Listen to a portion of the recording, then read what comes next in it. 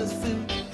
It's alright, you're out of sight. And you wear that cute mini skirt with your brother's sloppy shirt. I admit it, girl, that I can't dig it. You know, I said, boogum, boogum, boogum, boogum, boogum. Now, baby, you're casting your spell on me. I say, boogum, boogum, boogum, boogum, boogum. Now, baby, you're casting your spell on me. You got me doing funny things like a clown. Just look at me. When you wear your bell-bottom pants, I just stand there in a trance. I can't move, you're in the groove. Would you believe, little girl, that I'm crazy about you? Now go now with your bad self.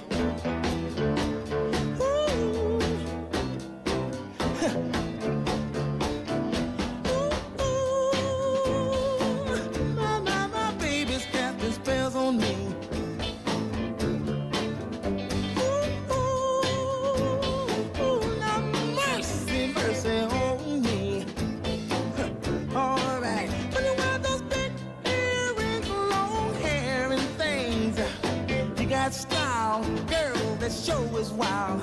You wear that cute trench coat and you're standing and posing. You got soul, you got too much soul. I just said to-ga-ga-boo, said to-ga-ga-boo, said to-ga-ga-boo. Now casting your spell on me. But I said to-ga-ga-boo, said to-ga-ga-boo, said to-ga-ga-boo. Now casting your spell on me. Cockaboo says cockaboo, now casting your spell on me. Ooh, and I says cockaboo says cockaboo, now casting your spell on me. I said cockaboo says cockaboo, now casting your spell on me. Now, baby, now casting my spell on you. I want a Sunday kind of love, a love to last past Saturday night, and I'd like to know it's more than love at first sight. And I want a Sunday kind of love. Oh yeah, yeah. I want a love that's on the square.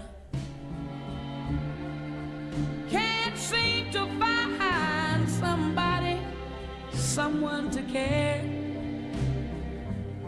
And I'm on a lonely road that leads to nowhere. I need a Sunday kind of love.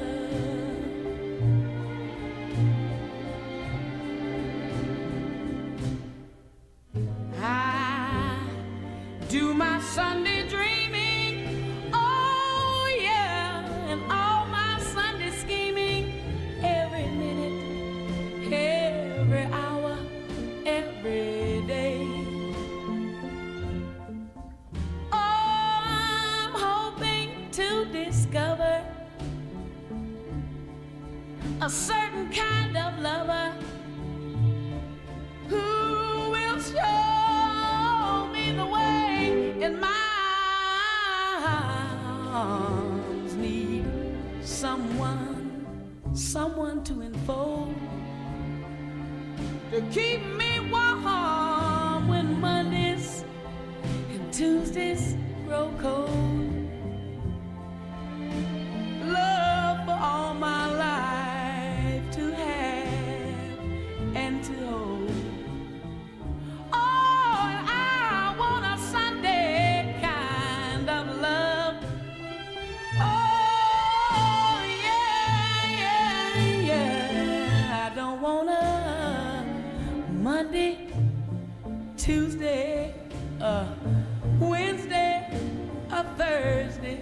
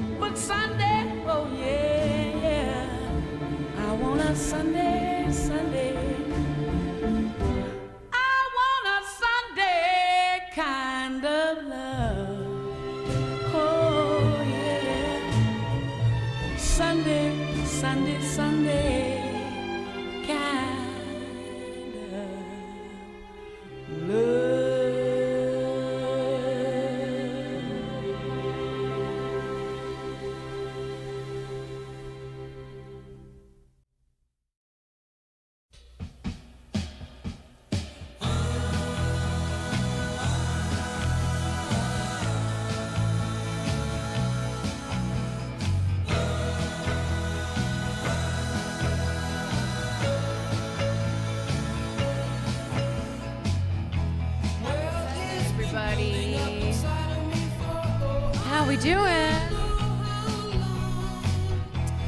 I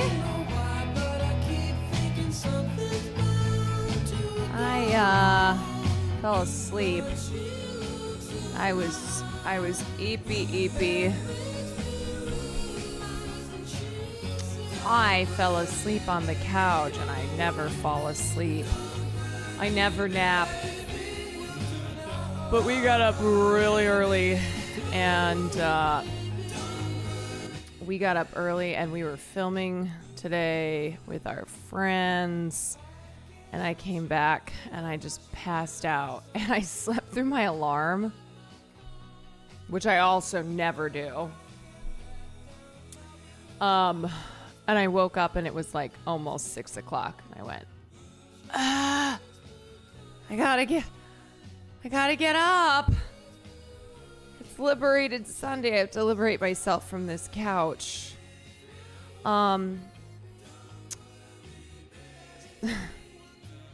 Thunderstorms and rain all day. Oh, that sounds so cozy and nice. It's like such a perfect Sunday. Preston, thank you for the 10 months. Mokor, thank you for the 3 months. Mandy, thank you for the 13 months. Soundkiller, thank you for the 20 months. Man, thunderstorms on a Sunday. How lovely. How lovely.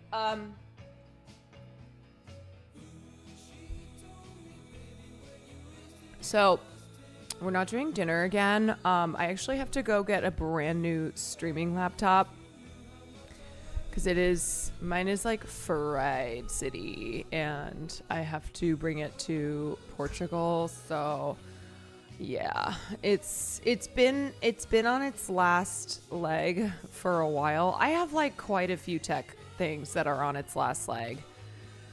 So I gotta go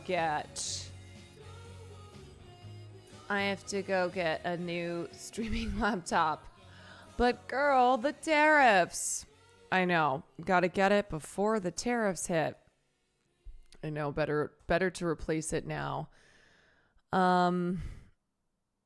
Thankfully, Will is not on his last leg. This is true. That is true.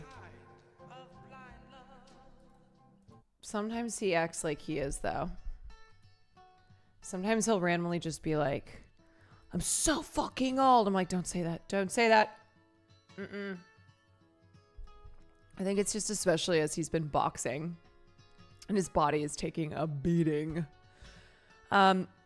So next Sunday I will be in Portugal. What date is that? That's the 13th. Yeah. So I will not be live, but I am going to try to do an IRL stream. So I'm renting a backpack like I did for Japan, and I'm having it sent there, and hopefully the service will work. I don't know. Also, sorry, I'm still coming out of this nap, sweating my dick off. Super cool between Japan, Portugal, and all the little trips. Well,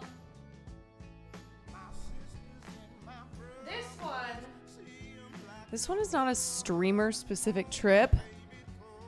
It is my sister's 30th birthday wish.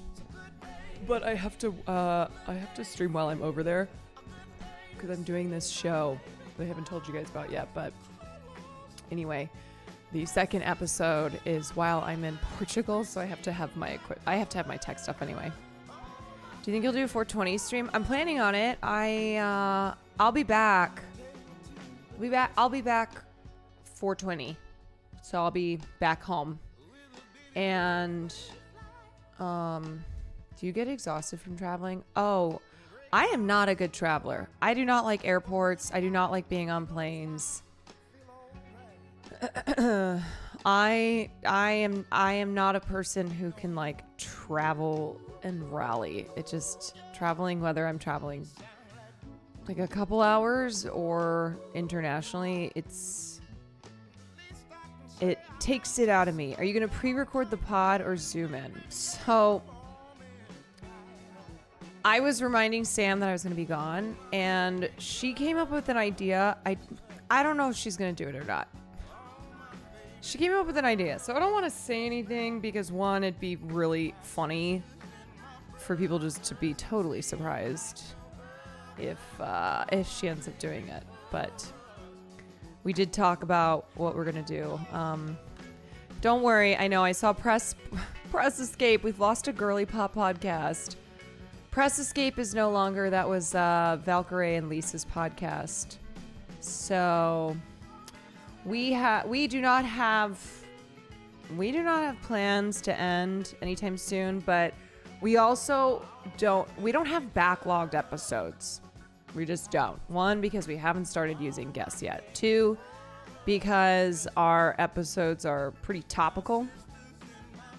You know, we kind of like we kind of look at what's happened that week and cover some things. I know their issue was the distance. Yeah, it was a lot. It was a lot for Lisa to try to travel from Hawaii, and both of them are busy gals suffering from success type of thing, which is, you know, it's good. Their businesses and their lives are very busy. They're a couple of very successful ladies, but yeah, it makes it hard for a podcast. Like, the thing about podcasts and streaming space is it's usually not your first nor your second priority versus people who like their podcast is their thing.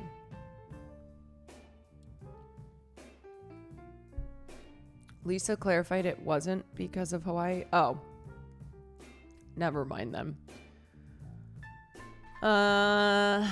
Rainbow Panda Jen, thank you for the 3 months. God, that's why I hate naps. Like, they're good and then they're bad because you're just like, especially because I slept longer than I meant to because I slept through my alarm. So, swipe up their audience. Yeah, I'm coming in for the Press Escape audience. I'm like, hi, you guys you need a podcast? Looking for something to replace? Well, boy, oh boy, do I have something for you.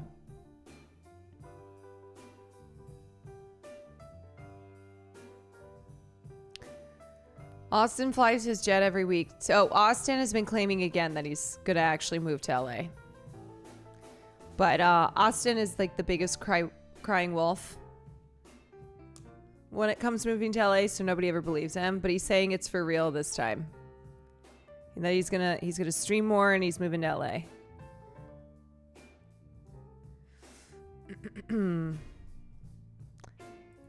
I had a weird interaction tonight, but I appreciate gotten away and caught your stream. Yeah, you guys, if you ever have weird interactions, if you ever have to get out of a conversation, you can just pull up the stream and be like, oh, I'm so sorry. Or here, ready? Okay, let's insert like a phone ringing sound. Hello? Hey, it's Caroline. Just calling to see if you're coming to the thing that we're going to. Oh, okay. Wait, are you busy right now? It sounds like somebody's there. Oh, okay. Oh, wait, hold on. Actually, let's redo that. Okay, so insert. I gotta make it more dramatic. Insert telephone ringing sound. So let's say you're in a conversation, awkward interaction. You're like, oh my God, I'm getting a phone call. Bring, bring, bring, bring, bring. I like how I'm doing it like bring, bring, bring. Like it's an old fashioned. Oh, Hello? Hi, oh my God, I don't know what you're doing right now. I don't know who you're with. I don't know who you're talking to, but this is an emergency. You gotta go. You gotta go. I need you right now. I need you right now. Come on, come on. You gotta leave whoever you're with. So sorry.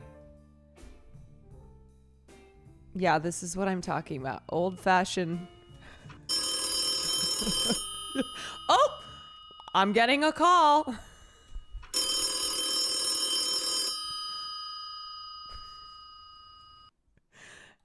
Hello? Yeah, you gotta put it on the speaker. Ahem. A random woman today thought I was drinking a beer at 10 a.m. and patted my shoulder and said it's 5 o'clock somewhere. I was drinking my water. You're like, yeah, it is 5 o'clock somewhere. Yeah, that is true. But I'm just having a water. I love her like sympathetic. It would have been funny if she was even like, the tariffs. Girl, the tariffs. Drinking at 10 a.m. because of the stock market. That's right. Just like your just like your great grandfather back in 1929.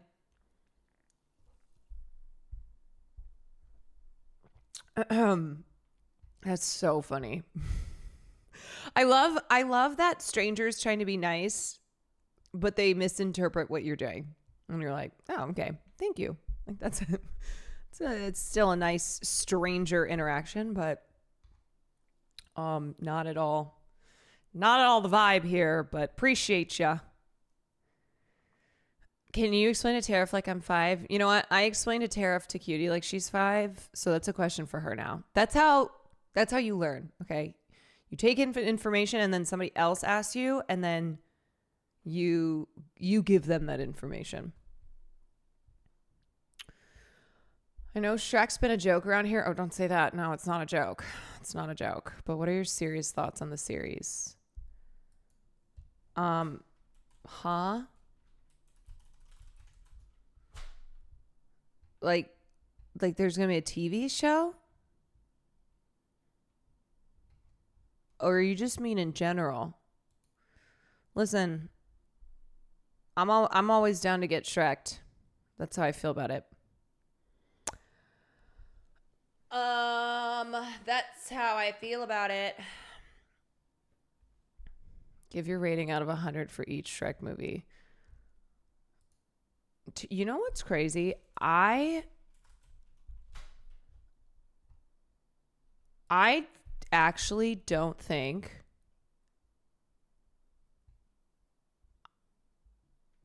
I've seen 3 or 4. So Shrek the series is just Shrek and Shrek 2. I think that's what it is for me. I don't think I've seen any more. Shrek Forever After. That's the last one. And then they have Shrek 5 coming out. Wait, so 3 sucks, but 4 is amazing? Shrek Forever After. What's this one about? Are they divorced? There's an ogre in this? Or no, there's an ogre in this one? I meant there's a troll? Okay. Shrek 2. Honestly, okay, Shrek's amazing, but Shrek 2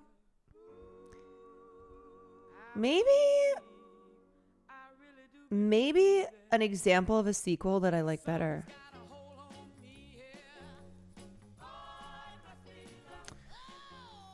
Guys, I bet Caroline's never seen Shrek is Love, Shrek is Life. Bro, I wish.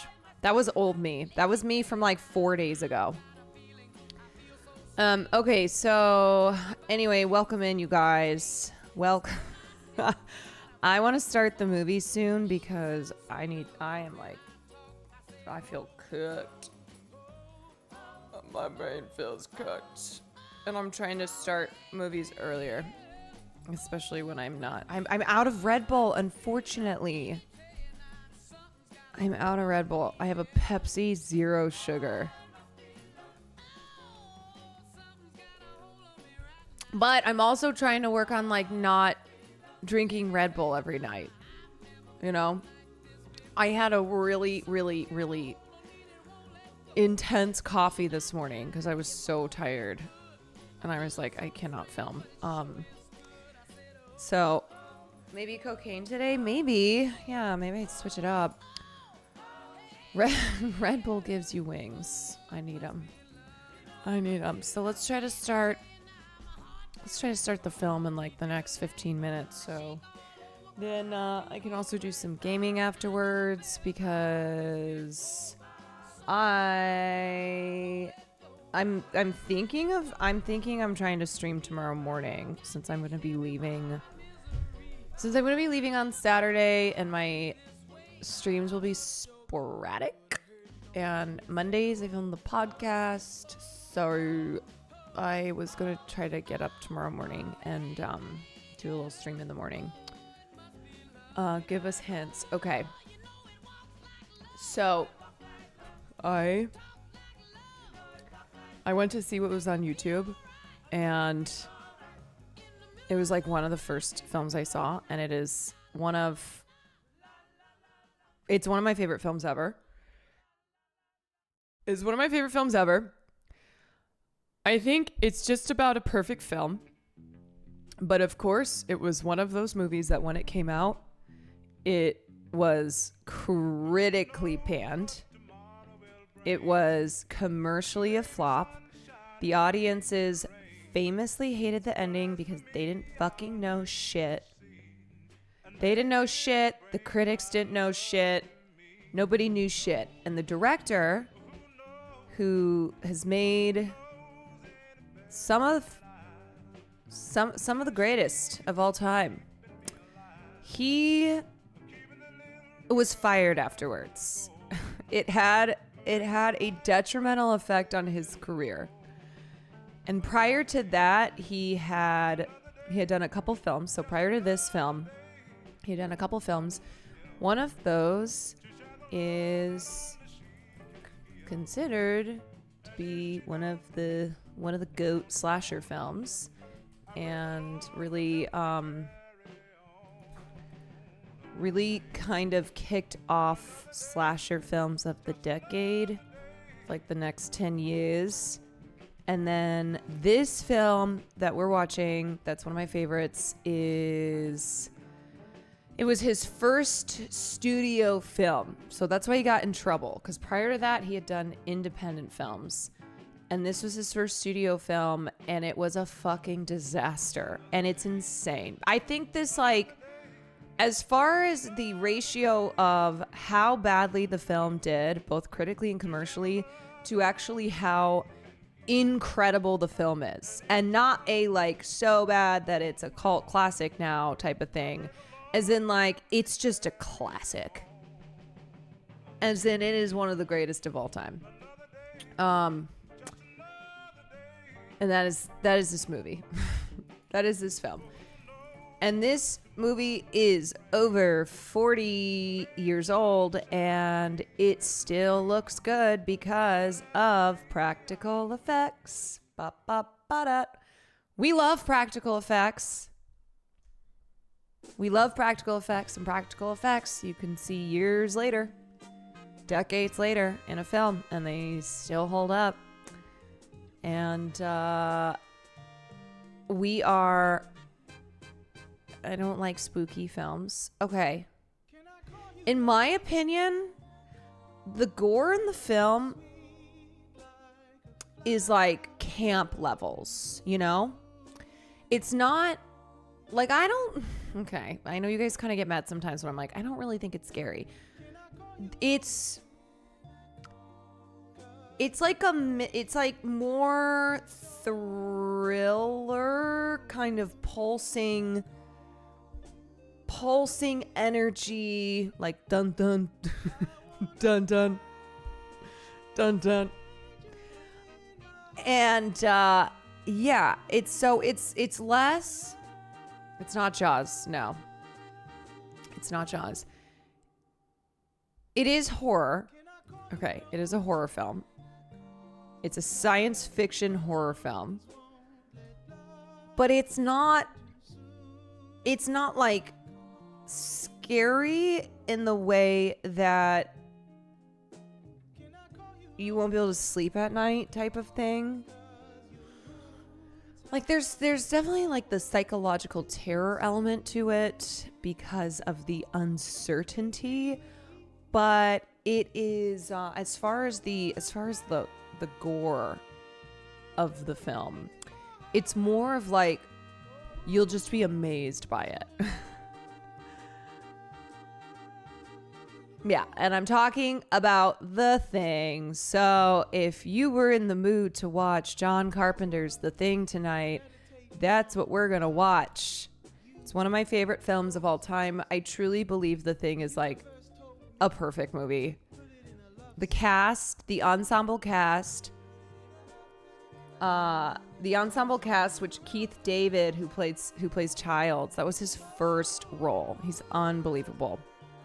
The cast led by Kurt Russell, the directing, the cinematography, the soundtrack, and the soundtrack specific. Oh, Joel, thank you so much for the 10. Didn't even see those sneak in there because I was thinking about The Thing. Joel, thank you for the 10. I appreciate you. Zion, thank you for the 21 months. Will Neff stunt double Kurt Russell. Yes, one of the best horror movies of all time. One of the best sci-fi films of all time. One of the best horror movies of all time. To me, just one of the greatest of all time. One of the greatest of all time ever. Of all history. Seen it so many times it never gets old. Same. I have watched this film so many times. And what's great about this movie, okay, one thing that's great about this movie is that even if you've seen it, you're still looking for things every time. You're looking for like little clues. You're trying to track things. And we'll explain, like, once you see the film, you'll know what I'm talking about. But it's just brilliant. It's just a brilliant film. Yeah, it does have a lot of notes of films like, of games like Among Us. If you like Among Us, how about that? If you like Among Us, then you'll love The Thing. Did you know Among Us was inspired by The Thing? No, I actually did not know that.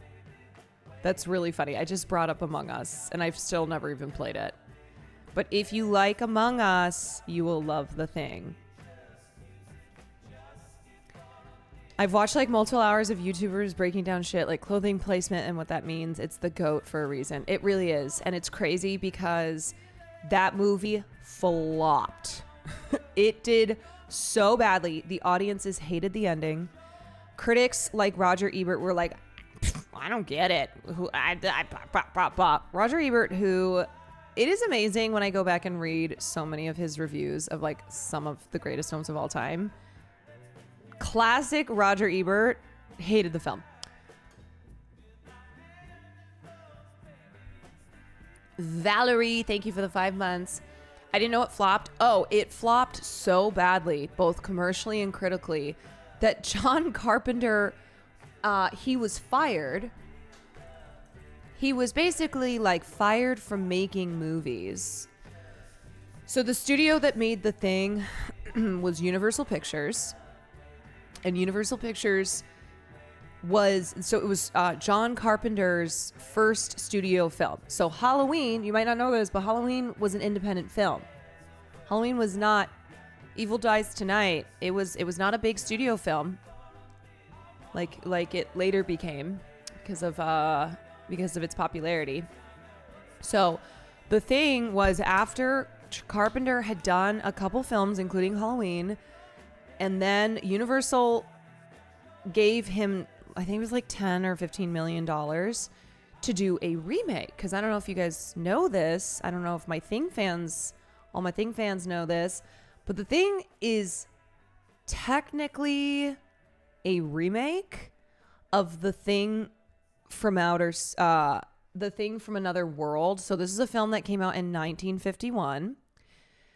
but it's not really a remake. It's more of like the Thing movie that came out in 2011 being a remake of that film, and then John Carpenter's Thing is like the sequel to The Thing from Another World almost. It's the successor to that film. So anyway, they were like, okay, let's remake The Thing from Another World. And John Carpenter was like, great. It's one of my favorite movies. Super excited. And then when his film fucking flopped, he got fired. He was out of work for a while. And it like wasn't, what was his next film? John Carpenter's next film after The Thing. It was Christine.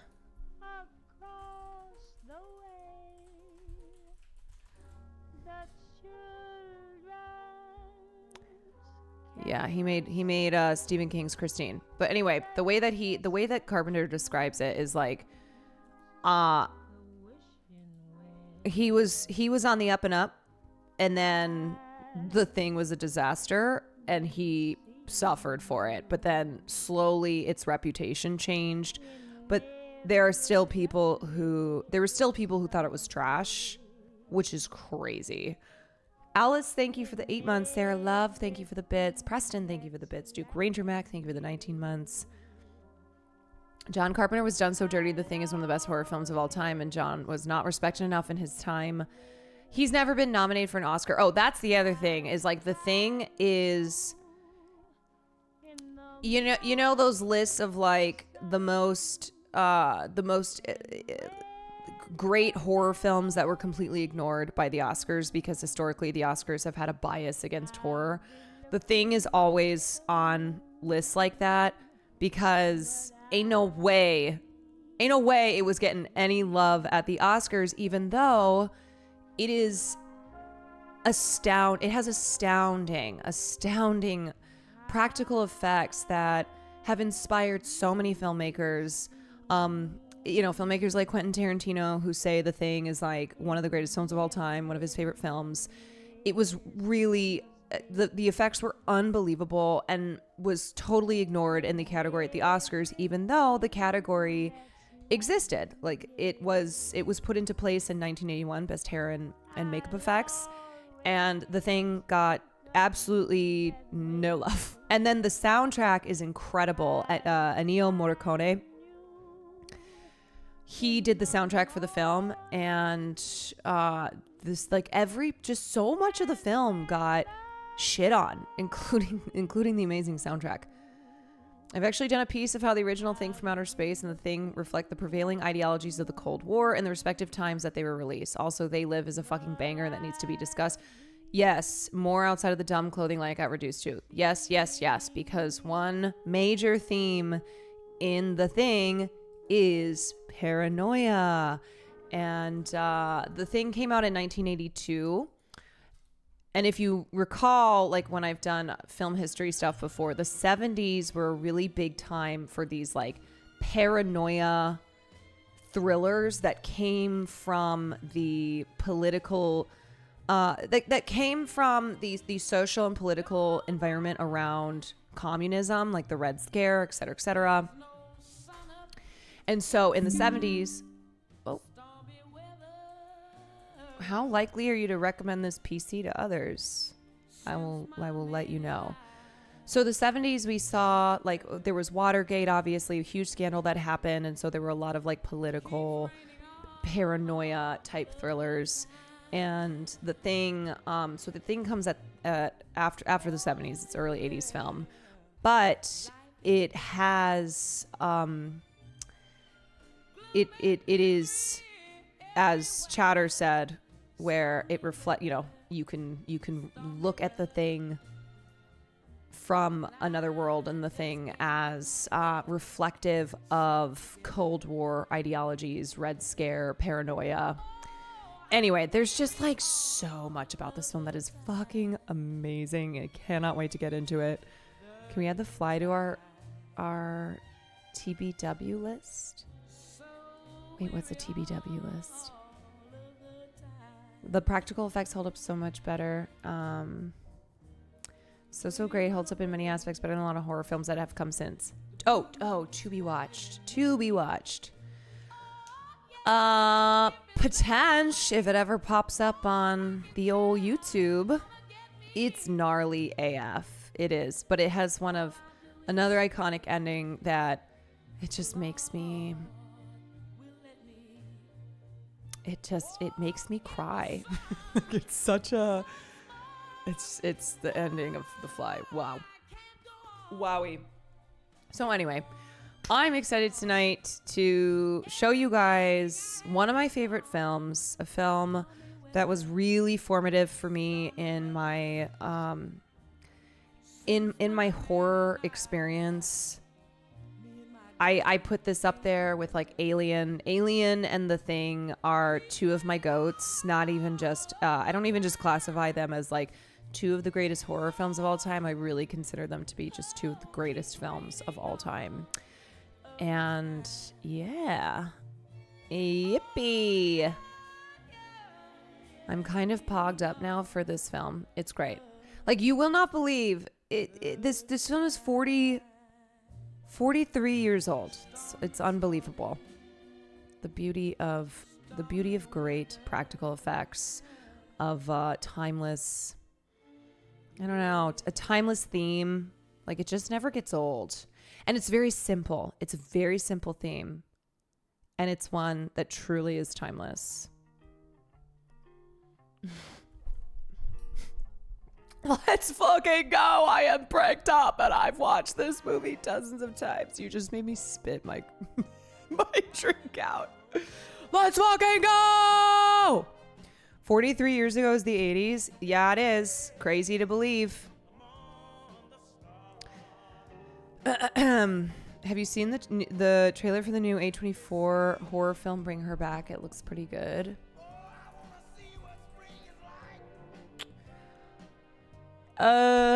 Danny Phil. Oh, this is by the Philippines. The guys who did Talk to Me. Is this the sequel to Talk to Me? No. This is just by the same horror filmmakers. Do you still do cooking before movie nights? Yeah, we've just kind of been on hiatus. We have been on hiatus from cooking nights, but I'm planning to try and bring them back. Bring her back. I want to bring her back once I get back from Portugal. What would you consider to be some contemporary horror goats? I would say It Follows and Hereditary are in mine, but that's just me. I would put both of those as well. Those are both goats. I love Get Out. Get Out's amazing. God, you know what? It's so funny. I watch pretty much everything that comes out. Like, I'm trying to sort through.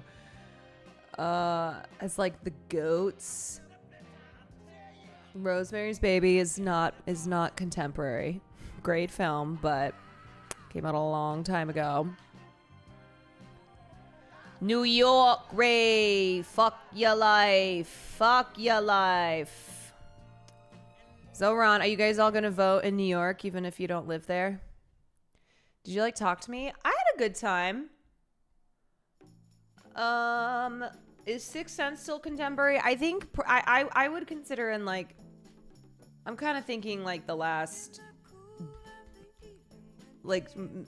post mid 2000s and up.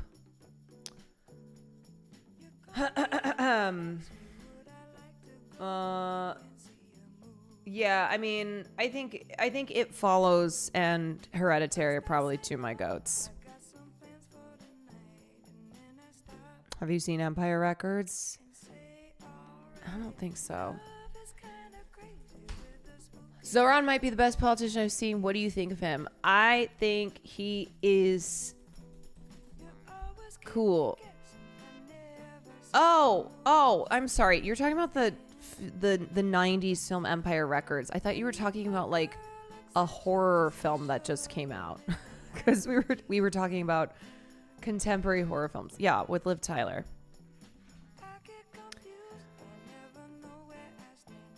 I just said he'd get out and the overexposure ruined it. I'll come back to it in 10 years. That can happen. That surely can happen. Sorry.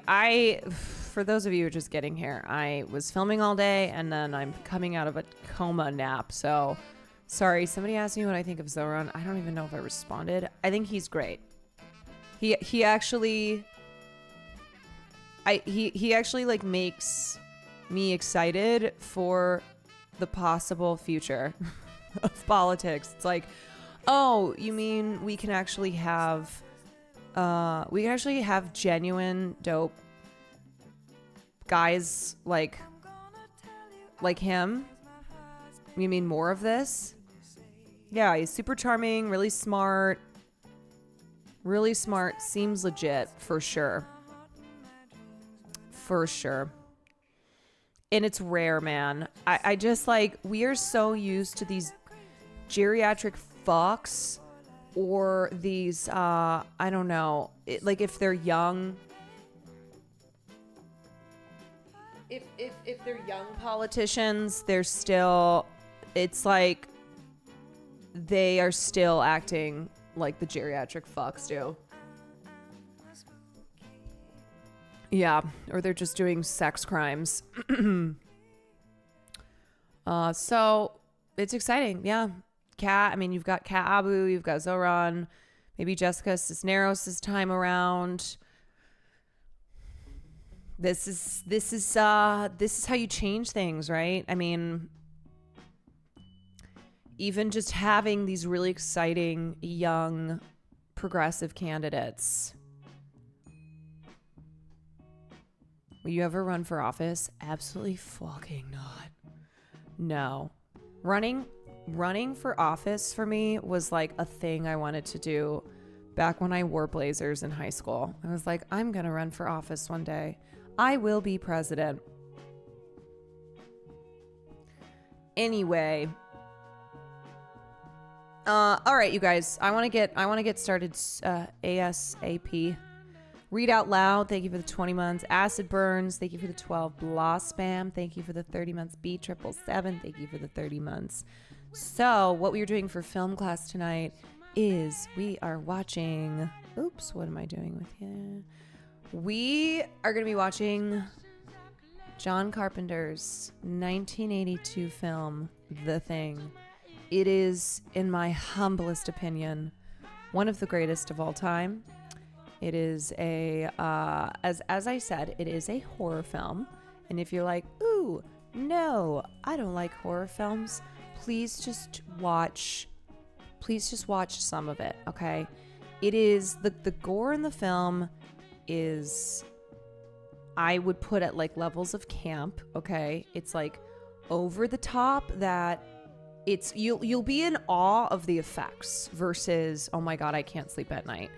And I think the paranoia in the film and like the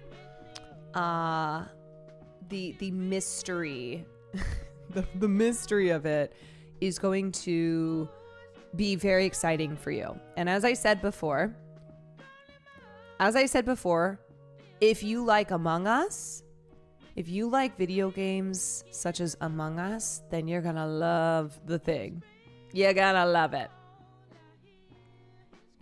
Iconic effects that are impossible to forget. And I'm always trying to show you guys films that I consider to be just classics, cult classics, revolutionary in some regard. Always love practical effects. The art of practical effects. They spent $1.5 million alone on the practical effects. It holds up so well. And yeah, I think you can... I think it's a film that you can, and there have been many analyses and interpretations of that are quite interesting. What's next? Alien franchise? So we actually already did Alien. I think that was last year. Okay, so let me pull up these. Let me pull up this. Not just a great horror, but a great movie. Totally. Absolutely. It's a groovy time for a movie time. So grab your gap and grab a seat. But don't forget to get something to eat. Delicious meat and nutritious meat. I can't beat my meat for a special treat. Sucking on me is really neat. Don't be Okay. a jerk and don't be a fool. Be a good neighbor and follow these rules.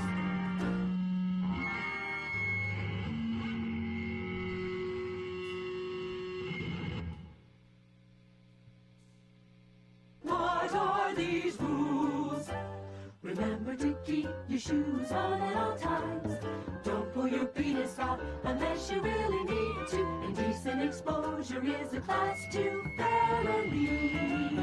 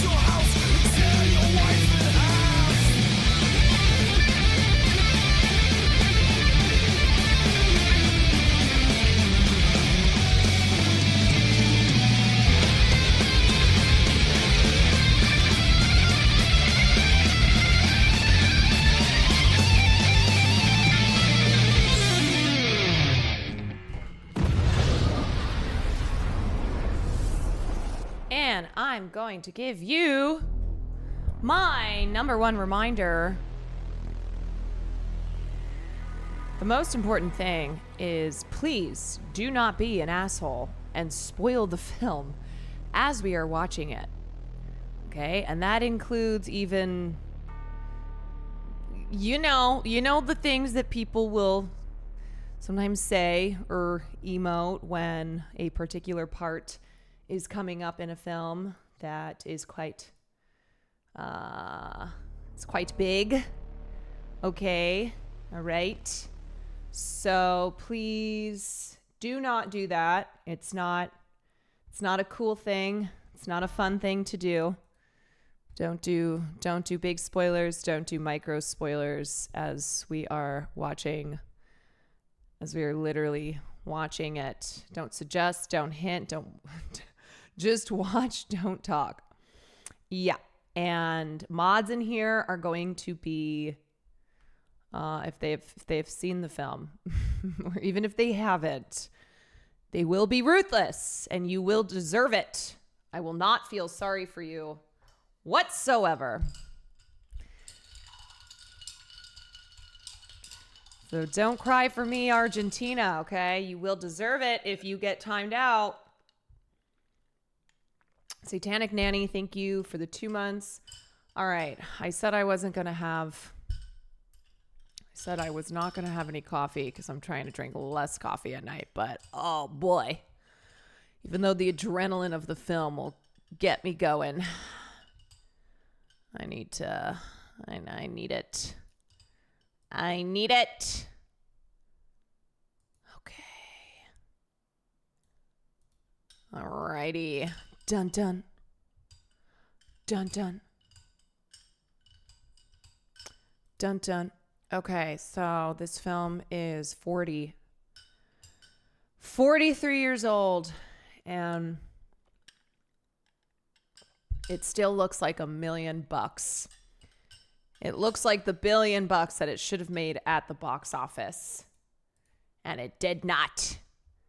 All right, everyone. So if you're new to film class, I try to keep my chit chat minimal, because afterwards, well, I give you guys some info beforehand, but then afterwards is when we do our chit chatting, our convo about it. Okay.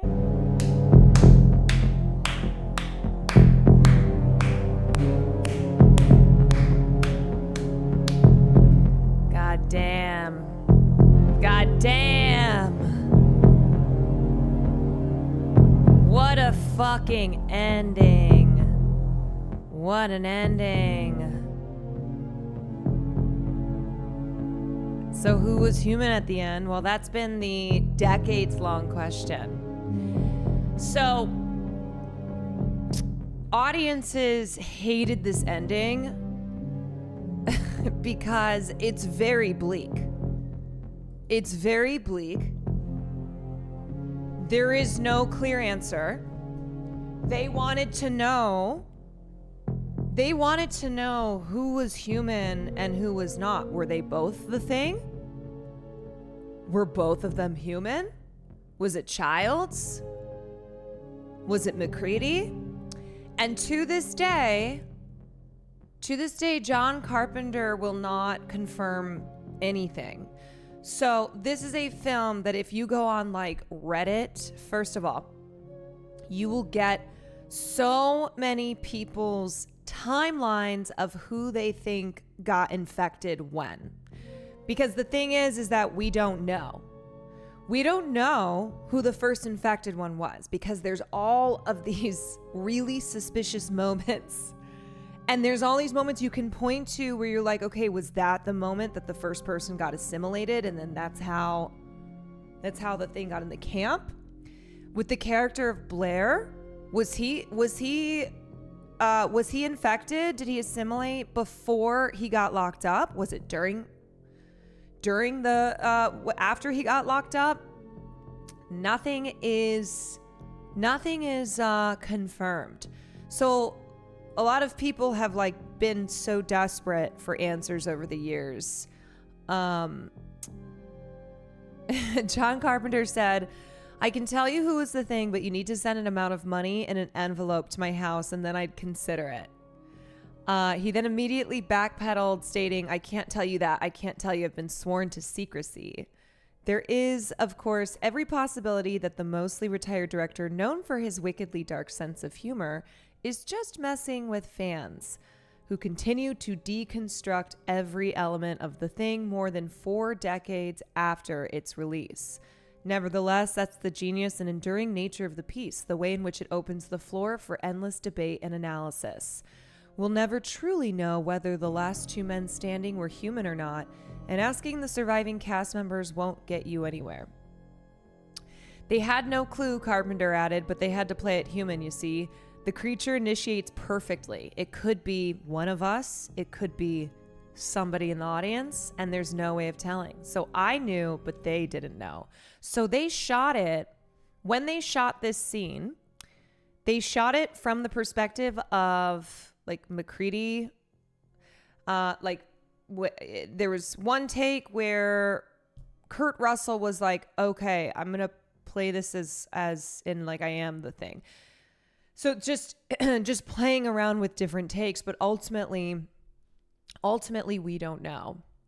And fun fact, this was Kurt Russell's last acting role ever since his Alien took over. Yeah, true. So again, audiences were really pissed off when they got to the end of the film because you know what other huge sci-fi film came out that year? E.T., the feel-good, family-friendly, optimistic E.T. And it was the biggest film. It's like made so much money, so popular. One of one of the most successful films of all time. And sometimes a film comes out, and because of the circumstances, because of other films that come out this year, it is unfortunately not well received. And maybe if The Thing had come out in a different year, maybe if it didn't come out in 1982, it would have been a different story. But the fact is that it came out, the critics hated it, audiences did not like it, it did not make money, John Carpenter got in big trouble, and it wasn't till, and this is always how the story goes, but it was not until the film came out on home video and television that it found its cult following. And since then, its reputation has greatly changed. It's now regarded as one of the best science fiction and horror films ever made. Tons and tons of filmmakers, both horror and non-horror, have noted its influence on their work. It has been referenced many, many times in popular culture and media. It has spawned comic books. It has spawned haunted houses. It has spawned many board games. So there's a lot of merchandise that has come from The Thing and video games, including Among Us, because it's such a simple premise, right? The premise is that there's an alien and it's infected someone or someone's, but the question is who. And it's like John Carpenter, it's just such a masterclass in suspense. Like the blood scene. Oh my God. The blood scene is so fucking good. It's so good because the way that they film that it is, so they do 1, 2, 3, 4, or it's either the 4th or the 5th, but it's so low key because McCready is literally in the middle being like, yeah, Gary, we're going to get to your blood. And I bet I know what's going to happen. And so he tests Window's blood and it's like low key. And then suddenly the blood, like there's no build up to it. There's no like with the other ones. And so it takes the tension out, and that's how it hits you. It hits you in the face. Because the whole scene, there's all this tension. It's so suspenseful.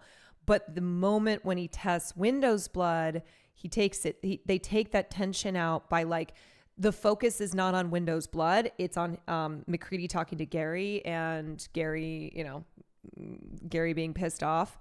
You establish the pattern and then you break it. Yeah.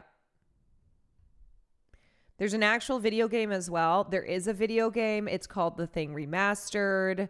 I have a board game called The Thing. So did you talk about how this version of The Thing is a remake? I did talk about how this is a remake. So it's a remake, but really it ends up being a successor to the events that happen in A Thing from Another World. And then the Thing film The Thing that came out in 2011, and that's starring Mary Elizabeth Winstead and Joel Egerton, that is more of a remake of the 1951 film. So that film, the one that comes out in 2011, is a prequel to the events that happen in The Thing that we just watched. So we don't talk about it. The main reason that we don't really talk about it is because of the effects. Because one of the standout, timeless parts of The Thing is its practical effects. About 1/10 of the budget that John Carpenter had went to the practical effects.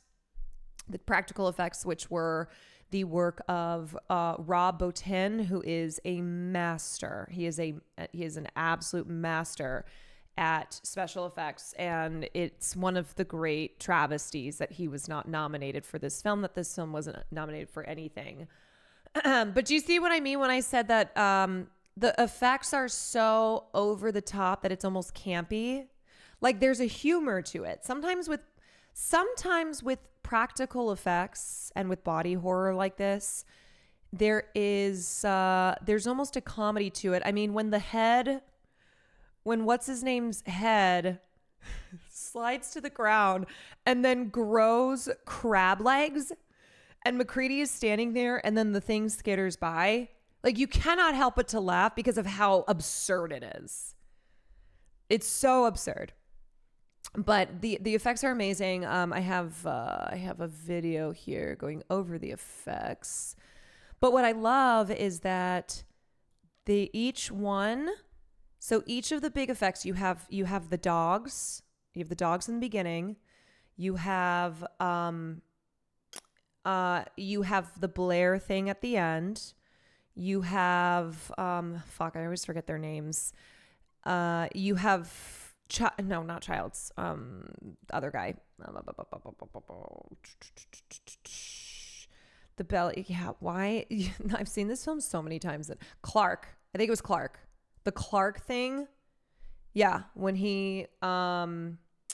the doctor is trying to resuscitate him, and then, I mean, that whole sequence there.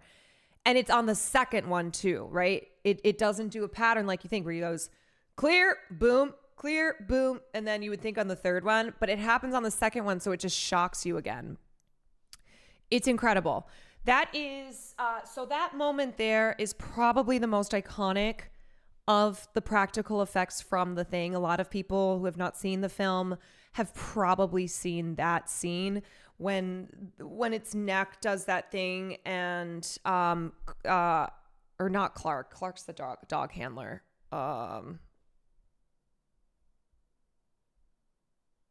It's not Gary. I don't know. You guys know who I'm talking about, though.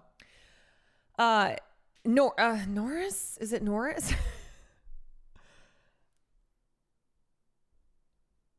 Okay, Palmer is the mechanic. Blair's the biologist. Knowles is the cook. George is the meteorologist. Norris is whatever. The names. Norris is on the table. Okay, so it's Norris. Norris is on the table. Bennings is the one who they think kills himself. Anyway, so it's the Norris thing. And then of course you have the windows thing, that whole scene after the blood is tested, and then windows, it turns out was the thing all along. Okay. So what, as I mentioned, what's really fun about this film, and that has kept people occupied even decades after this film came out, is the timeline of assimilation, as well as are Childs and McCready both infected, neither infected, one infected, and if so, who? And I'm telling you, there is no one answer. And there are a lot of people online who have written up, like, they have written entire essays with their evidence as to who they think was assimilated first.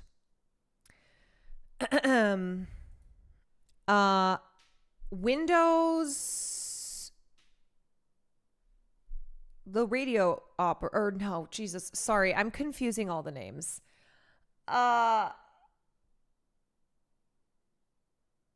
Palmer, it's Palmer. Palmer, yes. This is my problem with the film. I have seen it so many times, and some of, kind of like the non-main characters, even though it's really an ensemble piece, I confuse them all. Palmer's blood. Okay, Palmer's the one whose blood popped, and that is who it turned out was the thing in that room.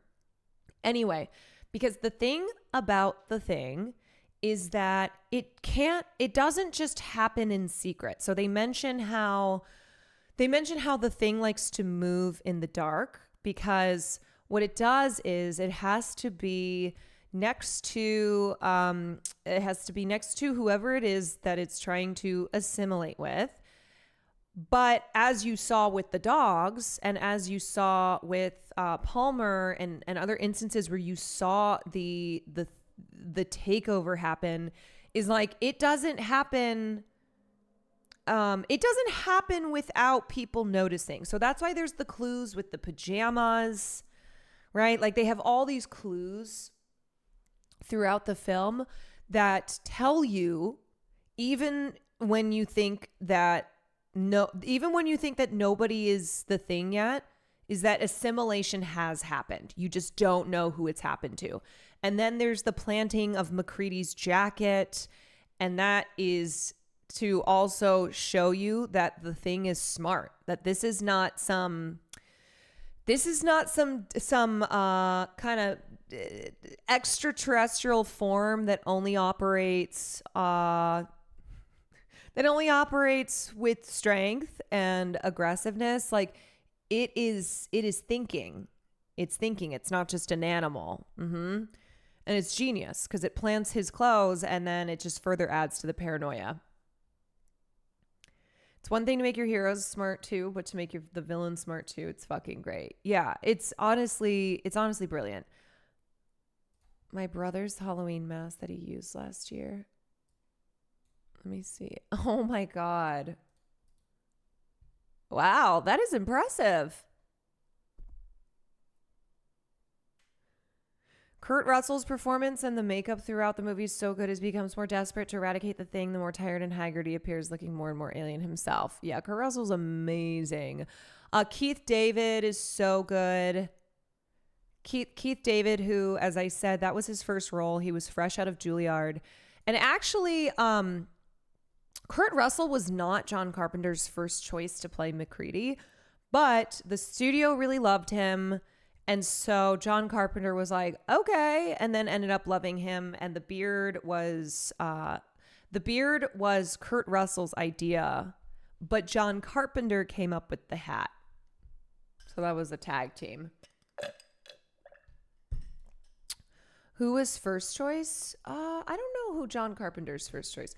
Who was John Carpenter's first choice for MacReady? They both ate that decision up. He wanted actors like Harrison Ford and Clint Eastwood. Nick Nolte and Jeff Bridges were also considered. Carpenter just did not picture Kurt Russell in the role, I guess. He also considered Kevin Kline, but the studio didn't feel like Kevin Kline had enough star power. Carpenter and Russell had worked together on Escape from New York and Elvis, and that's why the studio wanted to hire him. But I guess it wasn't like Carpenter didn't think he had the chops. He just didn't think that he was right for the role, but he's actually, turns out to be perfect for the role. There's so much world building with so little, like the UFO set where it crawled out, meaning either the thing took over the aliens in the UFO or the alien species is the thing.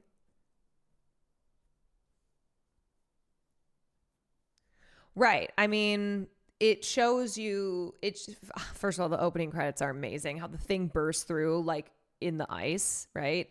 The imagery of that, the imagery of the title credits, the thing, it's like, because we find out that this thing seemed to have been buried in the ice who knows how long ago. And then the goddamn Norwegians dug it up. Anyway, let's talk about the beginning of the film. Okay, I love that this movie just fucking gets into it. It does not fuck around. It opens up with the Morricone soundtrack. Dun dun dun dun. It's so intense. It's aggressive. It pulls you in. There's mystery to it, and then you see the helicopter and the dog, and the dog is running. And you're like, throughout this film, you're constantly asking questions. You're like, what is this? Who is this dog? Why is this dog running? Why are they shooting at the dog? Like, what's going on?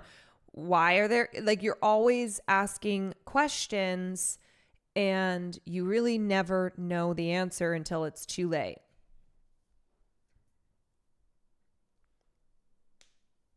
What the dog doing? What the dog doing? That's right.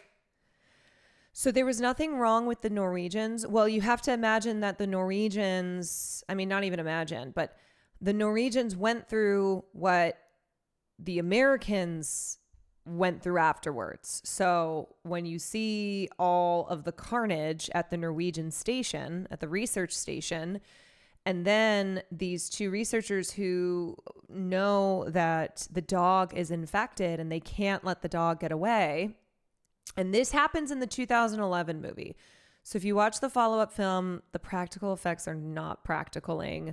And that was a big disappointment in the film, because it just doesn't hit as hard when you don't have when you don't have the effects like they did in that 1982 film. But it explains all of the events that lead up to the opening scene in 1982's The Thing, which opens with the dog running from station to station. I found out while looking at the prequel, the director had originally shot it with practical effects like the 82 movie, but the studio didn't like it and replaced it with CGI. Super shitty. Yeah, it was not the director's fault. Which makes the Norwegian American units reflect the copying pattern of the individual thing. Yes. Okay, so let's get into talking about the kind of the paranoia of the film, which speaks to kind of the wartime, the Cold War paranoia that gripped this country for decades. And I think the character of MacReady, who you'll notice three times MacReady engages in acts of mutual destruction, or at least like that's his plan. From the moment that we are introduced to MacReady, he's playing chess, and then he pours his drink into the computer, and it's like, look, if I'm going down, you're going down type of thing. And then when the rest of the crew is convinced he's the thing, and he's got his dynamite, and he's like, you kill me, I kill everybody here. And then at the end, when he is the one who says, we can't let this thing get out, but we're also not getting out of here alive. Every chess move in a movie is either check or checkmate. Yeah.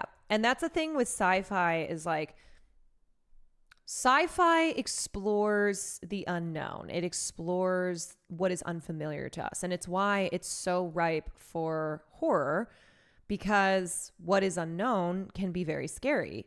And whether it is, a sci-fi film that takes place in other planets, somewhere in the universe, or it takes place on Earth, but with something that is not of this world, there's a lot of room for there's a lot of room for terror because of a deep fear that people have of being afraid of what they don't understand. They are afraid of uncertainty. They are afraid of what they perceive as a potential threat, especially when they don't understand something. And we talk about that in politics all the time, right? How powerful it is, how fear is such a powerful tool, and it will be manipulated and weaponized by those in power who seek to keep people afraid. And if you don't understand something and your fear is weaponized, then you are likely to treat the thing that you do not understand as a threat. And of course, during the Cold War, which came to an end in the decade following The Thing. So The Thing takes place towards the end of the Cold War in the final decade. And it was years and years of decades and decades of this mutually assured destruction, of paranoia, not being able to trust your neighbor, being convinced that, like in America, being convinced that everybody around you was a communist who sought to destroy your way of life. Of course, we talk about we talk about like the blacklist in Hollywood, but that was everywhere. I mean, it's why films in those decades that sought to explore the paranoia at the time, because it was so powerful and it was in every facet of society. That's why a lot of films like Invasion of the Body Snatchers, another one that we've watched, are really they're great. They're great because they really speak to that sense of paranoia and uncertainty, and how it's so brilliant in using and using the science fiction and horror genres to explore what was happening, what was happening in our society for real. And now my fear is how everyone around me isn't a communist. So there was like total widespread angst and panic, and the American public was just constantly anxious. And, the Eastern and Western blocs accusing each other of suspicious or threatening behavior, and Americans turning on one another, accusing each other of being spies, of being the thing. Is it you? It's you. It's not me.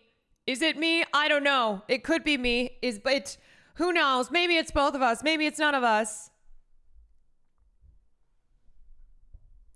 I love when movies make the audience equally as paranoid, if not more, than the characters in the movie, because we're watching it all and we're just as confused. Right. And so the thing never has the audience too much ahead. Like, there's no clear answers. And there are so many shots where, like, for instance, Windows, when he's getting his blood tested and he's like, where when you're watching the film, you're like, oh my God, highly sus. It's him. It's his blood. He's the thing.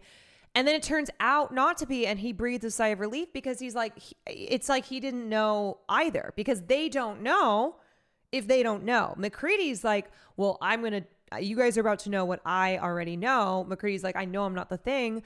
But then you have characters like Windows who's like, I don't know. How would I know if I'm the thing? How would I know? If it's not me, then how would I know I'm not the thing? If you know, you know. But if you don't know, you don't know. You know. Exactly.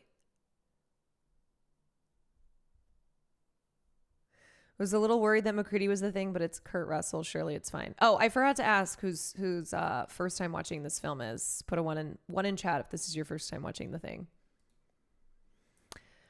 I like the movie plays with you like you know now you don't know, with showing who got infected, then not showing. Yes, and there are moments like when the dog first runs up to the station and he licks the guy's face, and then there's the scene of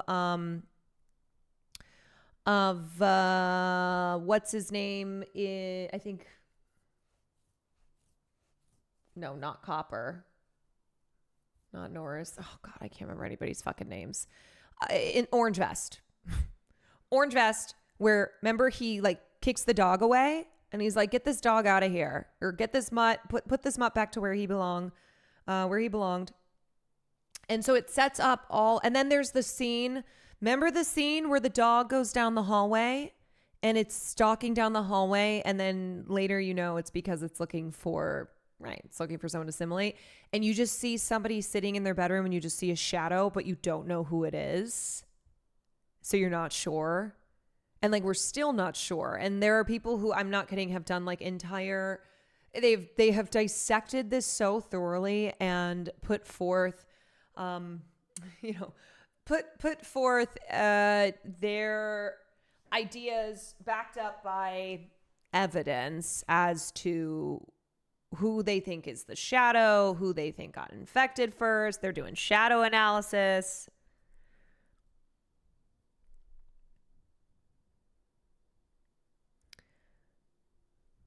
Windows' character is super consistent because he didn't pull the alarm when he was Bennings. He backed down when he went to the weapon. He couldn't pull the trigger on the thing when Palmer started morphing. Yeah, and the other thing about the thing is that, like we said, it's smart. So it's going to lie. It is going to pretend. It's not like it assimilates and then is like, goo, goo, goo, goo, goo, I'm the thing. Ooh, look at me, everybody. So that's why it's tricky. So when they first start to devolve into madness and paranoia, and they're all looking, it's in the circle. It's in like the Among Us circle, and they're basically like, it's after the blood has been... the blood cabinet has been broken into, and they're like, who had the key? I had the key, but then I also gave you the key. And then Windows runs off to get the gun, and everyone's just kind of losing their shit. I want to say Carpenter used a production person too, so it literally isn't any of the actors to ensure the paranoia. Oh, do you mean the shadow in the room? I feel like The Thing also lured them out to do other things, like when the guy... Oh, for sure. Yes, it's very manipulative. It's sneaky. You can view it as a straightforward monster movie, but the more you think about it and try to figure out, the less you know. Yeah, I mean, I've seen this movie so many times, and I still will not say 100% for sure when the first assimilation happens. Because that's just the type of film it is.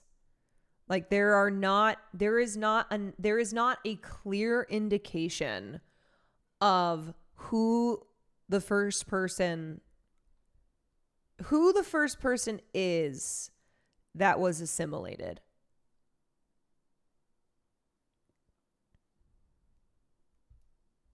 Have you watched Carpenter's They Live on stream before? I don't think so. No, have not. I don't know if I've watched. This actually might be my first John Carpenter film. The first person was you. The first person was me.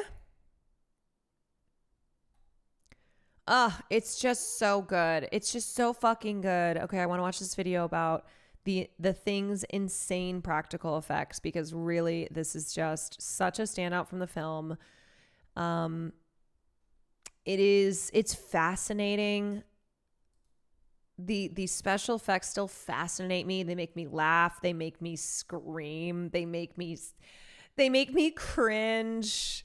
They make me feel all sorts of things, even though I've seen this film countless times. Like they're truly jaw-dropping effects. When do you normally do film night? So Sundays. Thanks for showing off my favorite horror movie to a bunch of new people. Gotta go to bed, but appreciate seeing another passionate cinephile gush about John Carpenter. Hope you have a great stream. Thanks, and thanks for joining. And it is a damn shame that John Carpenter's never been nominated for an Oscar, that the Academy just historically has no fucking respect for horror films. And it's just so many incredible films like The Thing that just got shit all over. Time has been kind to The Thing. When it was released in 1982, it flopped. The movie barely made up its budget, was critically defaced, and John Carpenter's career was incinerated. Audiences chose a more sentimental, much more optimistic, and much Can you imagine doing a double feature? You're like, you know what? Let's go see, not that they came out at the same time, but like, whatever, in this hypothetical. Or you see E.T. and then you see The Thing. You're like, what the fuck? Could not be more opposite. Much less gory alien movie playing in theaters at the same time, leaving The Thing in the cold. As a matter of fact, we came out 2 weeks after E.T. came out. That's what it was. And theirs was sweet and ours was mean. Who Goes There is the short story. 2 weeks after E.T. came out is just this monstrosity of heads splitting apart, dogs forming into gigantic blob. It's great for the family. The Thing is based on. This story has been adapted into a movie 3 times, in 1951, 1982, and 2011. The oldest and newest versions are expired products of their time. 1951's The Thing from Another World features what is clearly a guy in a suit. The 2011 remake prequel's monster is overlaid with cheap CGI. Only the 1982 adaptation has remained timeless. What distinguishes this thing from the other things and the horror genre as a whole is its commitment to realism. The special effects in this movie are so convincing that even if you learn the tricks that made them possible, the illusion still holds up. I mean, that was the big job, was to convince the audience that this thing is real. And We might have convinced them a little too much. Those same Timmy, thank effects you for the that prime. caused 6 people to months. walk out of the theater back in 1982 are now held up as the gold standard. Some of the greatest practical special effects ever put on a movie theater screen. So how did they do it? The answers include an assortment of clever tricks, including reverse photography, a guy with no It's the arms, feet guy. and Twinkies. Creating the monster from The Thing was a unique challenge because it isn't just one monster. If it takes the form of any living creature it kills, then what does it look like? The grotesque designs of The Thing were conceived by two people, comic book artist Mike Ploog and special makeup effects creator Rob Bottin. Ploog would draw the storyboards while talking with Bottin, who would later supervise and design the physical creations with his crew of artists and technicians. Bottin was the one to come up with the idea that when the Thing is mid-transformation, it's a composite of all the creatures it's imitated throughout the universe, leaving speculation for a wide breadth of imaginative designs. The dog. Also, the audience at the time, you guys, I forgot to mention this. I'm sorry, I have food in my mouth as I'm speaking. They were living through a recession. Which meant that optimistic, uplifting type films, such as E.T., were better received because people were not feeling so secure versus The Thing with its bleak nihilism was devastating to watch. People were like, oh, you know what? I'm just going to go kill myself now. Kennel sequence establishes the amorphous nature of the Thing. This dog thing is an elaborate hand puppet with a radio-controlled face. It's the one effect of the movie that wasn't designed by Rob Bottin. Since Bottin was overloaded with work, Stan Winston and his studio were called in as a favor. I remember looking at myself in the mirror and going, how easily can I puppet something if this is the head? And then from that snapshot, we designed the dog thing over that. So we came up with a concept, designed to that concept, and literally built a really cool hand puppet with an animatronic face. Bottin himself wore the foam latex appendages for these insert shots. These tentacles are small whips, also operated by Bottin. The goo being shot at the dog is carbachol, a thickening agent also used in Twinkies. The slime and blood in the movie are strawberry jam, mayonnaise, cream corn, gelatin, bubblegum, KY jelly, or carbachol. I remember Rob always coming in, it seemed like, with more They Twinkied that dog. or that gel. He said, "But it's going to be fine, John. As soon as I put the gel on, it's going to come to life."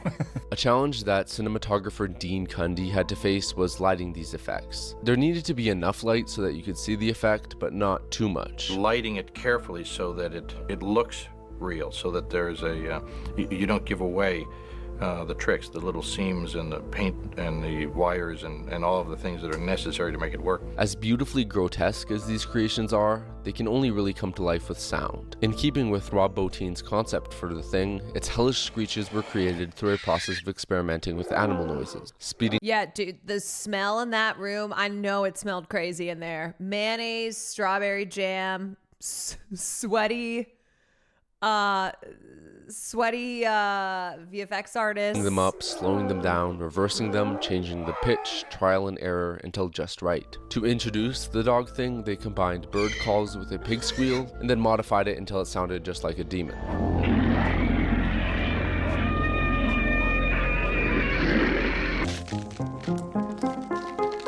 This is my favorite one. To give actor Charles Hallahan's torso a mouth, the actor sat inside a table with a perfect replica of his torso hanging off of him, faultless down to the chest hair. I know what my chest hair pattern looks like from looking at myself in the mirror for 50 years. I'm shocked at how accurate it is. The body is a fiberglass frame with a skin made of foam latex. A hydraulic mechanism opened and closed the chest cavity, revealing acrylic teeth. As the defibrillator and unfortunate hands of Richard Dysart's character made their way into the mouth, they cut to a different angle, where Richard Dysart's arms were replicated. Making it out of Jell-O, right? We made the arms out of Jell-O. We had wax bones built into the arms, and we had rubber veins and gelatin veins and all this stuff, so it was like, you know, living tissue. This wide shot is not Richard Dysart, but Joe Carone, a double amputee wearing an ultra-realistic mask of Dysart's face. His arms were actually cut off here, right in a injury. We glued the gelatin arms onto his arm.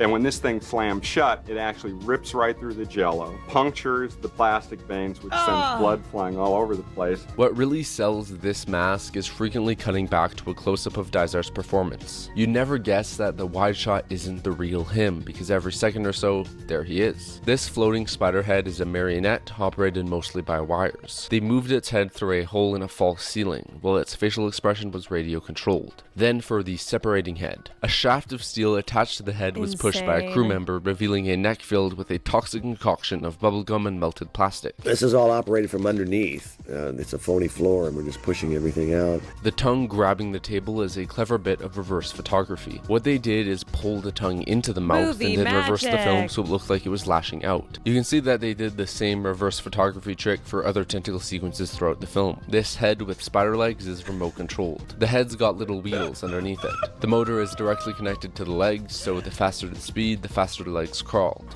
You gotta be fucking kidding. How do you even think of some shit like this? Dude, these people are geniuses. I mean, it's trial and error type stuff. It's things that worked on other movie sets.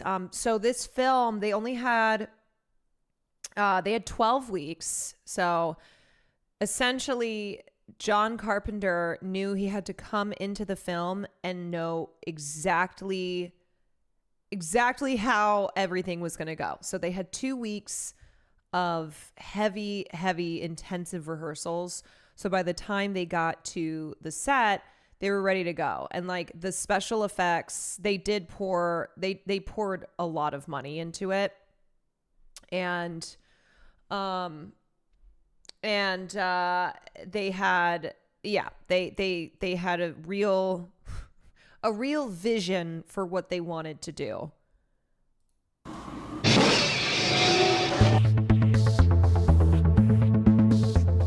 In the blood test scene, DP Dean Cundy gives us a subtle hint as to who the thing is. If you look closely, you can see a small gleam of light in every person's eyes, all except for Palmer's. When MacReady burns blood and the thing jumps out in pain, notice how Kurt Russell's hand looks a little artificial. That's because it's a fake arm with a small inflatable sac in it. Similar air sacs, known in the movie business as air bladders, were put inside the Palmer puppet as the thing reveals itself. Check out the puppet's eyeballs. For this shot, originally they planned to replicate the set inside a camera centrifuge, a 360-degree spinning camera rig famously used for this shot in 2001. The plan was to have a stuntman run while rapidly moving the cylinder 180 degrees, leaving the camera crew upside down, while the stuntman was standing upright on the ceiling, which was now actually the floor. Eventually, the budget forced them into a cheaper alternative, a stuntman dropping into frame onto a mattress covered with a thin layer of wood.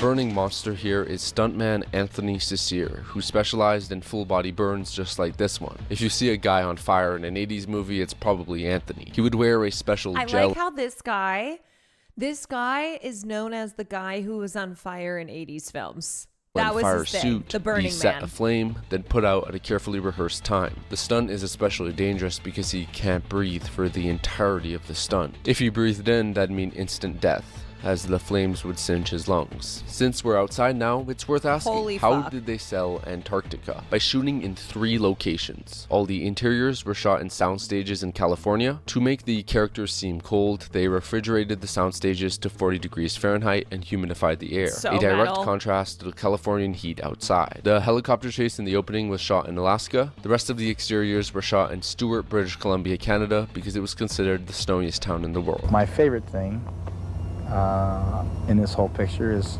to be able to be up here in a location like this and just be able to shoot up here. The mechanical effects of the thing, from the explosions to the snowstorms, are the work of Roy Arbogast. To simulate a snowstorm, the crew would throw snow out of trash cans into big fans pointed at the actors. For the explosions, the crew would be nowhere near. I just think I have so much respect for effects. And it's because it's pure creativity. It's like, okay, how do we make snow? How do we make this look like we're in Antarctica? Like, you have a problem, and then you have to solve that problem with creativity. And a lot of times you are dealing with not as much money as you wish you were, not as much time as you wish you had. And it requires real technical skill and also just creativity. You know, it's a lot. You'll hear these stories of like, oh, a legendary VFX artist was cooking something one day, and then there was something about what they were making that gave them the idea of how they could do the effects for the scene. And then you basically go into the lab and you kind of are working it out to see if this is possible. It's so cool. Yeah. It's just them the coolest. As these cameras were remote. The floor being broken up Bugs Bunny style is once again the work of Arbogast. What they did was they built actually like a train track underneath the floorboards. They put like a huge metal ball on it, and they actually dragged it with a huge cable mounted to a winch that actually was a high-speed winch. So they just flipped the thing, and then this ball would roll underneath and just break all the floorboards up. This brings us to the biggest creation of the film, a mega thing made of 300 pounds of foam rubber, operated by 63 technicians, pulling cables, operating hand puppets, and tugging fishing line. This sequence was originally a longer and more complex action scene. Originally, the dog was going to jump out of the orifice and chase Kurt Russell. Animator Randy Cook spent 2 months animating this using stop-motion animation. 2 months. Ultimately, it was cut out because the footage didn't blend in convincingly with the live action.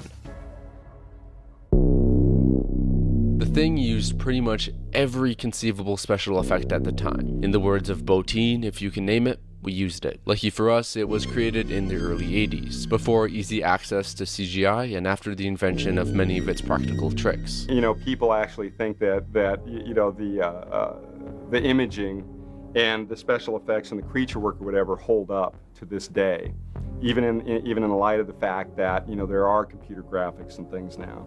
And I think part of the reason for that is that it's you know, you just can't beat wild imagination, you know. Yeah. And no matter how you do it, as long as it's executed very well, you know, you just can't pierce through the magic. Of course, There's also something about knowing that it's not computer animated that even though, as I said, there's a lot of these insane moments in The Thing that almost are that are like campy because of how over the top they are, but it's not that you actually believe that they're real, like, you know, it's a movie, but it's that, you know, that they created that thing, that they built it, that they built every piece of it. That it's not something that's just generated through a computer. I don't know. It just, I know I say this all the time, but you just have this like respect for how insanely imaginative and creative it is. Feels more like a magic show where you're wondering how they made the trick. Yes, like you watch it and you're like, damn, how the fuck did they do that? No matter how realistic and imaginative the monster is, it wouldn't have been scary if it wasn't in this movie, in the walls of Bill Lancaster's screenplay and John Carpenter's direction. In Boteen's words, the story is scary, and then the monster is just the period at the end of the sentence. In other words, if The Thing is scary, it's the way John built suspense. In broad daylight, monsters are just latex and foam, but in The Thing, the monster is real. Since 1982, the public reaction to The Thing has defrosted somewhat. Maybe we'll just warm things up a little around here. It's hard to imagine why it wasn't immediately praised for being the masterstroke it is. One of the film's main criticisms was that it showed too much. It was deemed a sacred rule that you shouldn't show the monster until the end. That way, the imagination conjures up a creature scarier than any possible creation. But what if the monster is more imaginative than anything most people could think of? What if it's the brainchild of a comic book artist and special effects nerd? Each creation is a nightmare. Well, the other thing is that the thing about The Thing is that it can be anything. It can take any form. You don't know what it is. It's everything. Irish work of art. There is a morbid fascination that's shared between the characters and the audience. You want to examine it and burn it at the same time. Despite the criticism it received, The Thing isn't constant, mindless gore. Botine's effects are used selectively, an occasional stab amidst the tension. Most of the movie is long stretches of paranoia, standoffs, reasoning, and arguing. After John Carpenter's Halloween was a success, a wave of cheap imitations followed, filled with every possible horror cliché, from cheap jump scares to unconvincing characters. When Carpenter made The Thing, he did all he could to subvert those tropes. There is no body in the closet, no guy in a suit, only the guy standing next to you, Breaks the who you've rules known and for still years, works. who may or may not be a monster from outer space.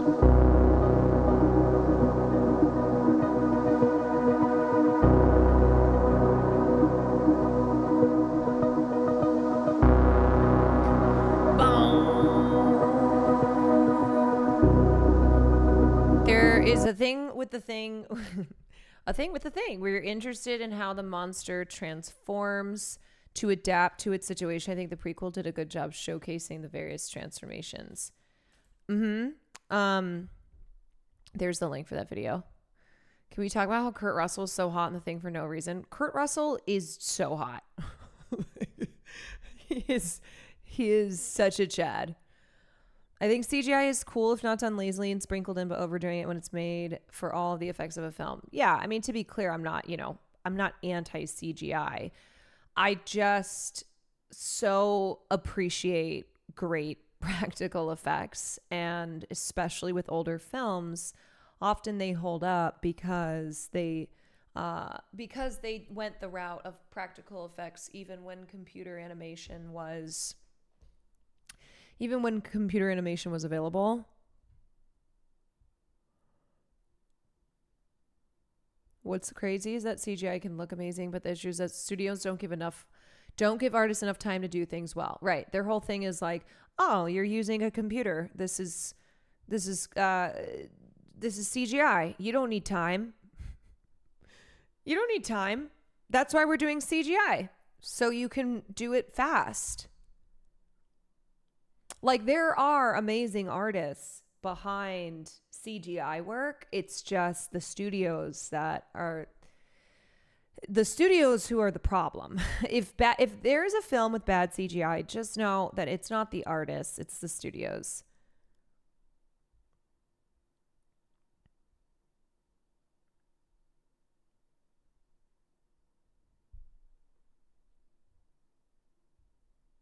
Have you read the script for the sequel that was never made for The Thing?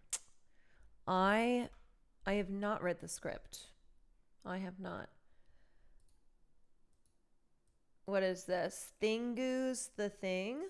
Thingoos the Thing. 18 plus. 1 minute video.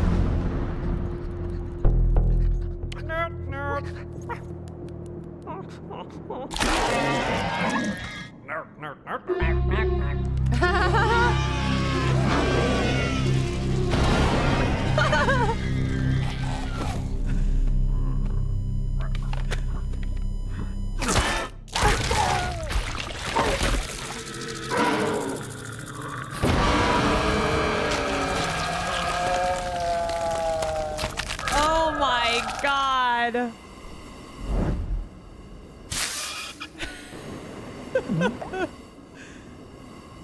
Now this is cinema, baby.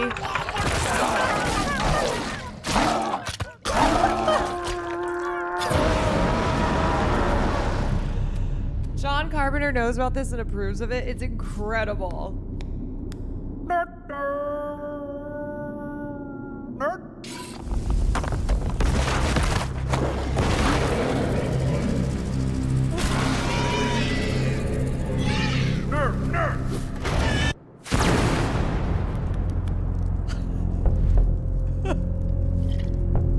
The bottle.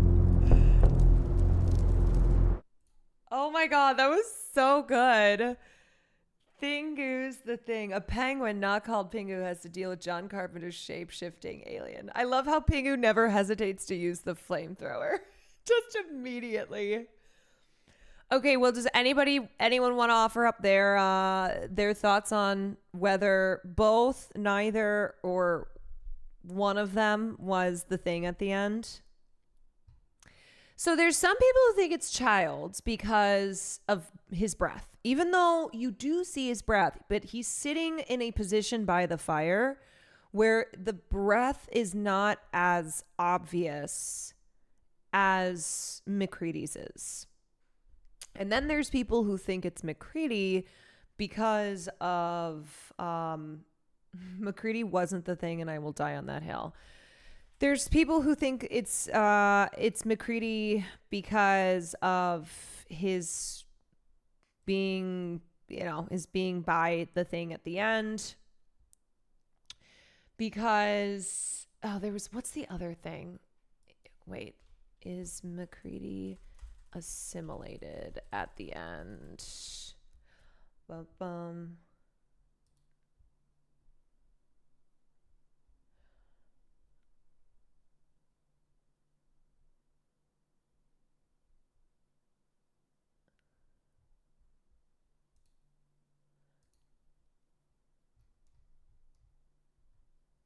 Oh, right. He shares the drink. Yes, he shares the drink. But it could also be because he's like, we're fucked.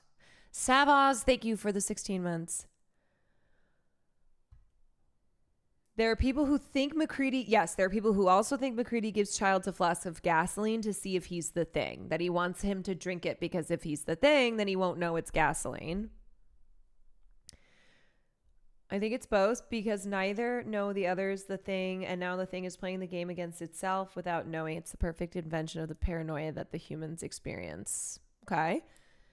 I think the most tragic and thematically fitting end is that neither were the thing and their paranoia left them to freeze to death, unable to trust one another. I don't think McCready was the thing. Why would he try to kill it without anyone else being around? Who was he supposed to be proving to that he was human? The only sensible explanation is that he was human, just wanted to kill the thing. Why would it have to hide at the end? It's just the two of them. It could do what it needs to do, like Kurt said at the end, not like we're in much of a state to do anything about it. Well, right. I mean, we don't see what happens afterwards. They're sitting there and they're looking at each other and then the film ends. So if one of them is the thing, you may read into you may read into their body language or the way that the way that they're acting, where it's like, I've won because there's nothing that you can do. Wouldn't the thing just kill the other one so it can freeze like it wants? Well, that may have happened. We just didn't see it, I am of the mind that maybe the thing got to McCready as it was burning, potential.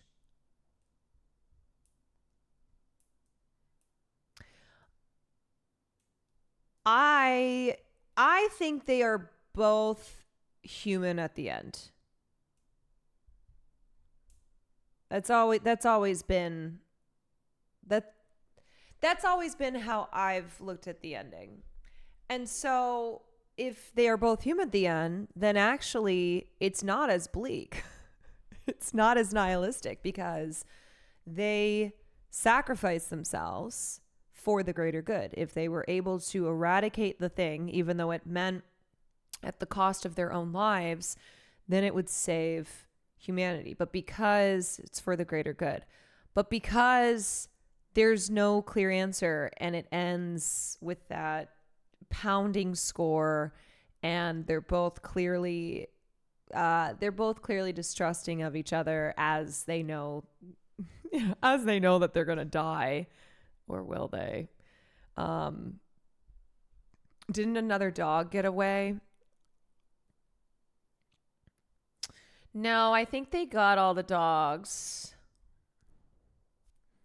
I mean, it could start all over with a dog again. Maybe there was a dog that was not accounted for, although I do think that they got them. I honestly don't know, but the idea of the thing being McCready would be an interesting theory because he says that we just have to wait a little while, which was the thing's goal anyway, but I'm not settled on any theory. If he was the thing, he would have immediately killed him. Well, The Thing also likes to, as we know, the Thing likes to fuck with you. The Thing is a bastard. In the 2002 The Thing game, you can find McCready's body in the snow if you get that far in the game. Oh, interesting. Didn't Blair pre-Thing kill the dogs? Well, we don't know if it was Blair pre-Thing or if he was doing things to like... he may have... You know, he may have been in the process of assimilating. He may have been doing things to throw them off the trail. Like, we don't know at which point Blair assimilated. There could have been one dog that he let go. You know what? Let's run it back. You're right. You're right. If we get enough subs, we will just run the whole thing back and everybody can study it now. Destroying all the radio equipment was kind of sus. Right. You can look at it from the perspective of Blair was destroying the radio equipment because he went crazy. Anon, you really want to run it back. Thank you for the 5. He was going nuts and he had a mental breakdown after he realized that like humanity could just totally be destroyed if this thing got out. Or that he doesn't want them to be able to communicate, that he doesn't want anybody to know what's happening because he's the Thing. Right? It is paranoia personified. Yes, and it's very similar.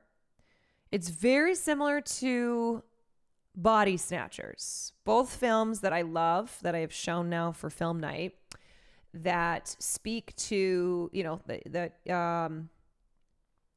speak to the paranoia in this country during the Red Scare era, which really has never ended, but during the Cold War.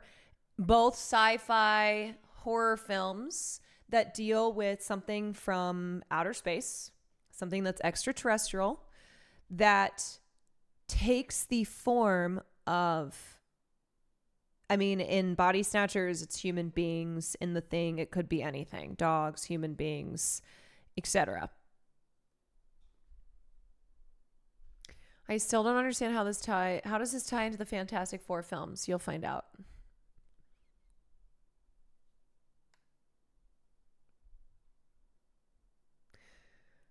I thought it was more that he didn't want people to ask for help so that nobody would come and humanity would be kept safe. Yes, well, I think that's the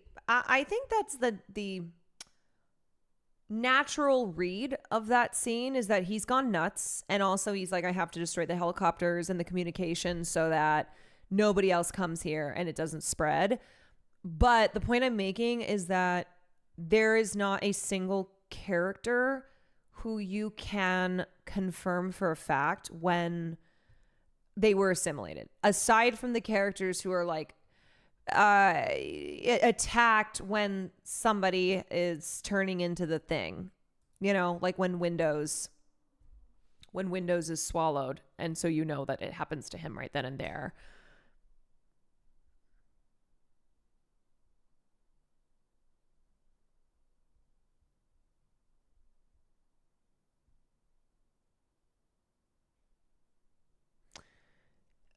But if they couldn't communicate, they would go looking for them eventually. But the idea is like that everybody would die. So a lot of people get confused because they're like, why? Blair is this logical character and he figures things out. Why didn't he tell everyone? Well, that's where the explanation of like he snaps. Okay. He snaps. He has a mental breakdown. And he's no longer thinking rationally. And it's why he, it's why he starts shooting the gun. It's why he kills the dogs. He's destroying all the equipment.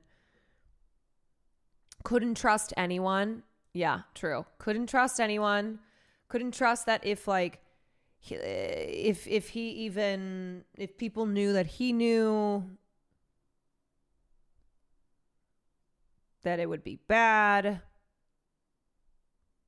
Would you rather be stuck in the Alien universe or the Thing universe? I think Alien.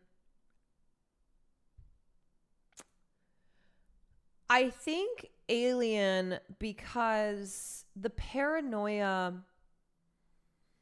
If I'm in the Thing universe, then I don't know if Farley is assimilated. I don't know if Will is. I would never be able to trust anybody. And when you can't trust anybody, when you can't trust anybody, then you descend just further into madness, into isolation. Yeah, Farlito, I would look at him and be like, you look different. You're acting weird. You're acting weird. Whereas with the alien, it's one creature. It's terrifying, but at least it's a creature that you can recognize when you see it. It morphs, it gets bigger, but it's not disguised as your mother or as your dog or as the people who are closest to you. And so it could be anybody, it could be everybody. The shared consciousness thing is so eerie too. It seems like you don't quite die and your consciousness is also assimilated. Yeah. In French Polynesia, no one can hear you scream.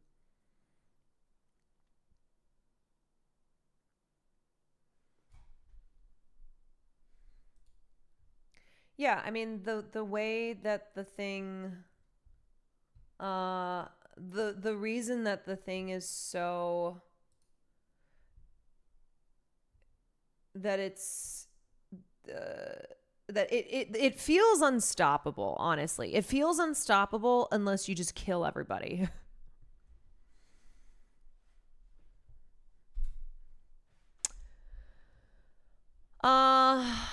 Okay. Well, what else? Anything else? Anyone got any last thoughts before we move on? Facehuggers give me the heebie-jeebies for sure. I mean, look, I wouldn't want to get stuck in either of those universes. But if I had to pick one, I think I would pick Alien. Because I feel like I could take on the alien more. What is this?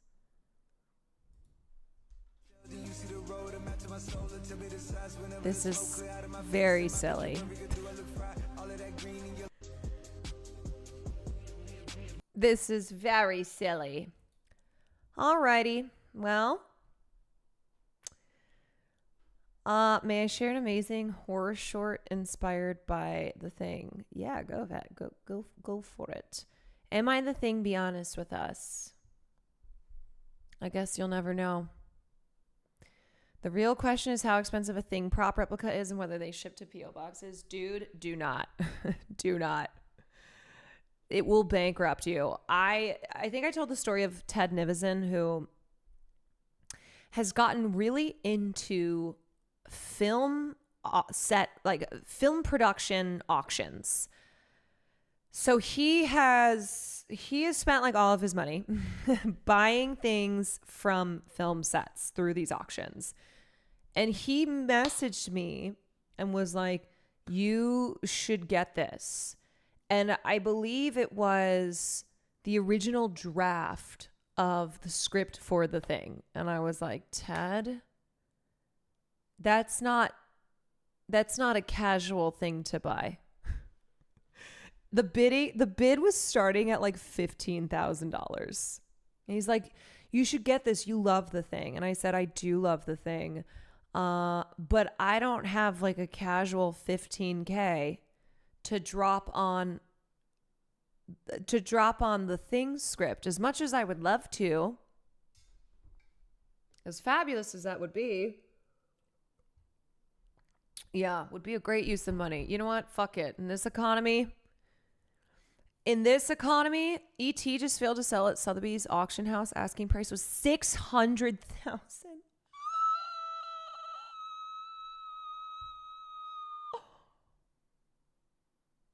Oh my God. Crazy. Hoy. Girl, I can't. The tariffs. I can't. It's 22 minutes, but it's intense and has great effects. All right. Well, I'm going to get to gaming, so unfortunately not going to watch this now, but I might check this out on my own. So thank you for linking. All right. You know what? Let's do a chapter of LA Noire. We'll do a chapter of LA Noire because I just did 2 back-to-back nights of drugs. And then afterwards, maybe some drugs, maybe. Although I would like to get up in the morning and do a little morning stream if possible, because I want to try to stream every day until I leave out of town. Thank you for showing chat this. I love this movie so goddamn much. Me fucking too. I love The Thing. It never gets old. I've already watched it this year. I love it so much. Gotta balance breaking the law with upholding it. That's right. That's right. So let's do the next chapter of LA Noire. It's time to solve some crimes and also commit some crimes. That's how we do it. Oh, I'm looking at this thing you sent. What's her name is in it? Dakota Fanning? Dakota Fanning's in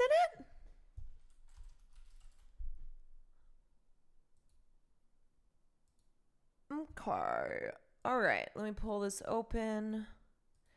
Thank you guys for joining for film night. If you're heading out of here, I hope you had a good time. I hope you loved The Thing if you'd never seen it before. And if you didn't love it, well, you can keep it to yourself. If you didn't love it, you're probably not even in here anymore. You've probably left. You probably were like, I'm going somewhere else. Maybe it's like my 6th time seeing it, still my all-time fave. The great thing about film nights is that I'll always be like, this film, everybody's seen it. Everybody's seen it 10 times. I shouldn't show this on stream. And then the thing is that there's always a lot of people in here who are one, you know? They haven't seen it. And even if they have, they are like me and they would be down to watch it. They would be down to watch it a 10th time. The thing is... Oh my. That's right. The thing is... So here's the thing.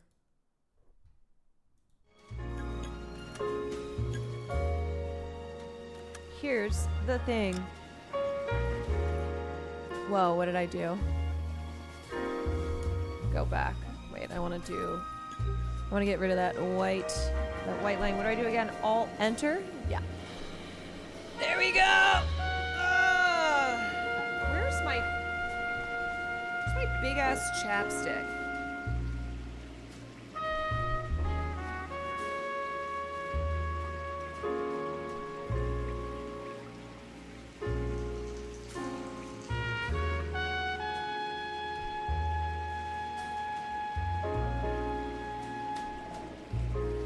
I've gotten like 3 of them. Oh, here's one. I've put one in like every room now. This is my emotional support chapstick.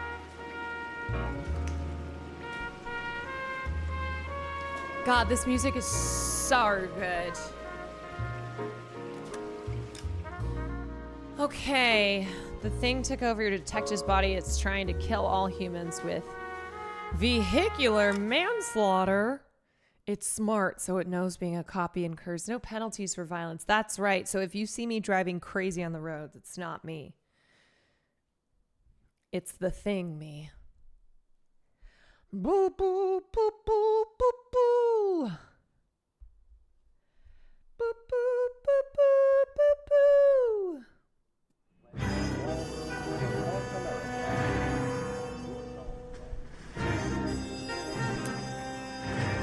The silk stocking murder. Oh, we should probably have also mentioned the short story by Phelps. Neil Blomkamp's I indie was just studio. discussing with Finbar here how well you were doing. That's right, I'm How's killing it, ladies and gentlemen. Nobody's Yeah, detecting my real like me. name. And you can just forget all about it. You boys have a new case. A poor Hispanic woman murdered near City Hall and left lying naked in an alleyway. Wow, I'm surprised they even care. Yes. We seem to have had quite a run of them since the Dahlia fiends first struck. Phelps is politely trying to hint that he thinks the Mendez case is hokey. Well, young Phelps, you win some and you lose some in police work. You're happy with the Mueller case, sir? Over the moon, boys! The DA couldn't be more pleased This with the evidence, fucking the bastard. witness, and the lack of an alibi. Now, get out there and catch me another sinner.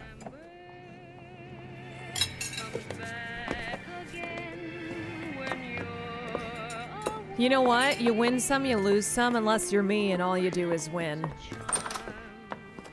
Can't stop winning.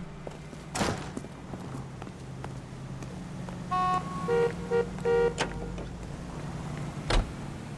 you recommend the special?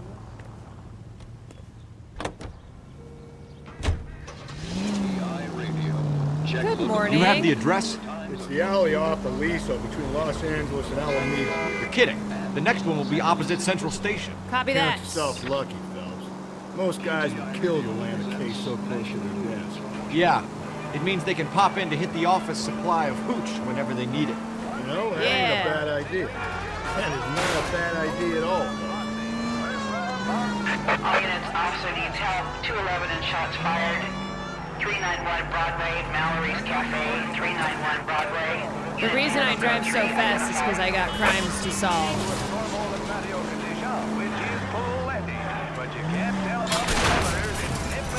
Slow and steady, come on. I always get annoyed though when it's like, it's right there. Right? Okay. Oh, come on! Okay.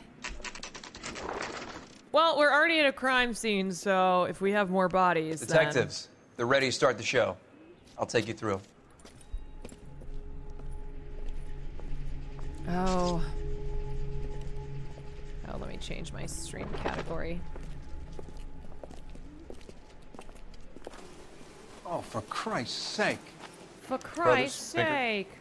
Cause of death is pretty apparent. We thought we'd best wait for you when you're ready. Oh, gee. Oh, gee willikers. Okay, let me change my... L.A. Noir. Pinot Noir caviar. All these dead broads everywhere.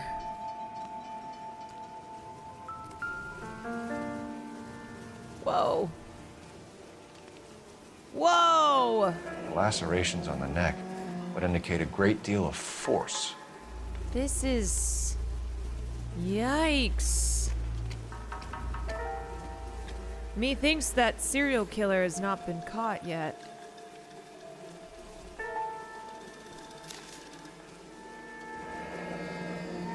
Only 21 years old. But why the library card? Did he want us to find it? Having fun isn't hard when you've got a library card. Why does he straddle them? I don't know. It's this... Kiss the blood. BD. No gloves. It was the 40s.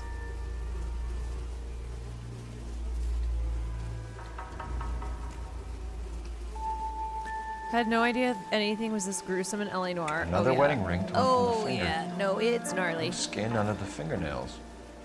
Oh. Ugh.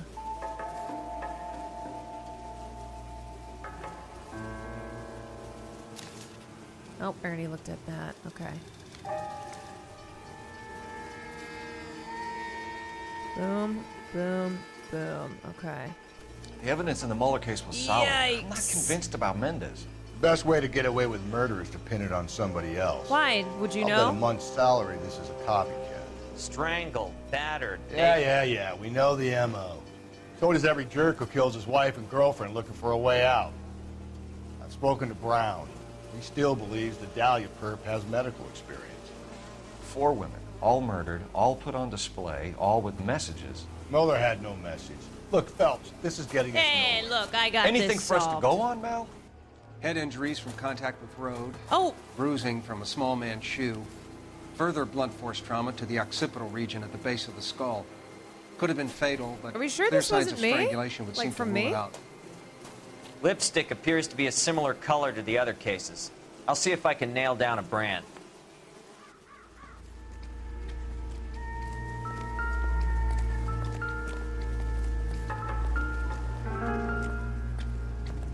Is that skin? If she took a blow to the head like the others, she Oh. was probably unconscious when strangled.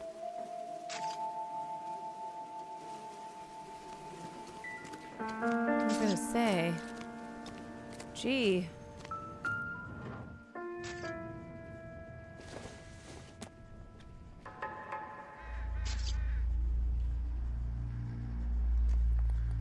Hey, mister. My fiance says that about all my lipsticks when they're clearly different colors. No, I trust men to understand about lipstick.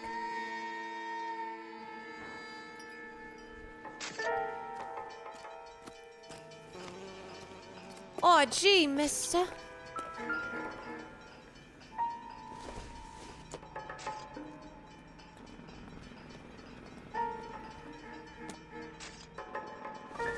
Imagine the killer hearing the detectives call him short like that. He's like, I'm not short. I'm just not tall statured. I'm small-legged.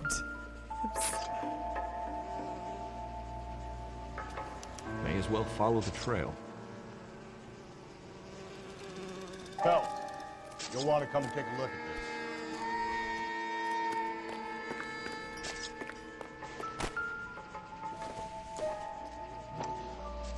Antonia. Antonia. A lady's Same hat. as a library card.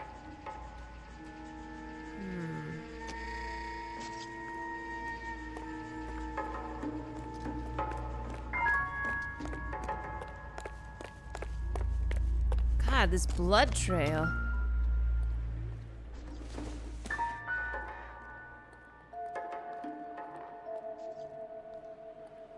What are these, lady pads?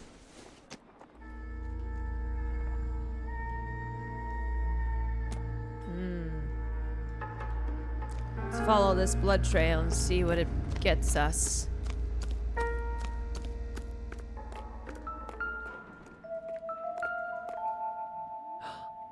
A shoe? Proximity to the scene, plus the bloodstains. No way is this coincidence. I don't believe in coincidences.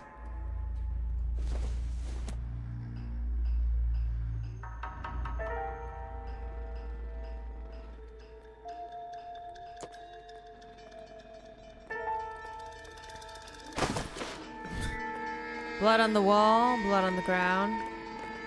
Damn! Just stepping all We over kept the the area blood. pristine for you boys. Let's check it out. Thank you, sir. Repels mosquitoes.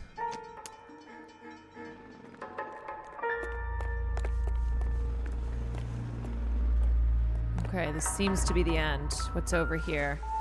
A key?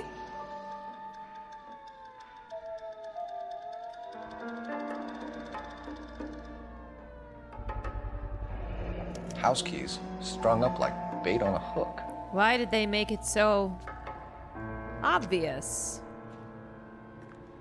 You think he's trying to lead us somewhere? Probably all the way to City Hall, that crazy son of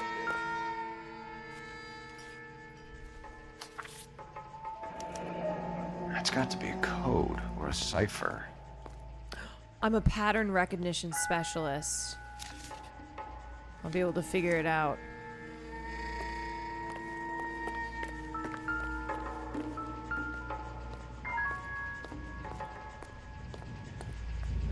Where are you taking us?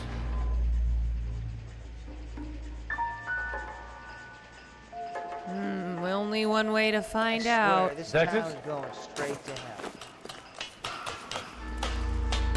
See, this is the kind of detective I am. No, stop it! I just throw myself right into it.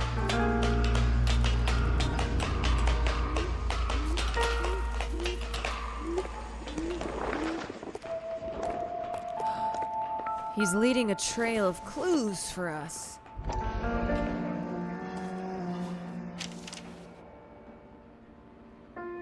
Empty. Where is all of this meant to be taking us? I guess we'll have to Clearly find wants us out. to find these things. He's left them for us. There you go, Phelps. You got a new MO. I told you it wasn't our guy. Or he might just be getting more confident. Why am I walking in circles? Murder weapon?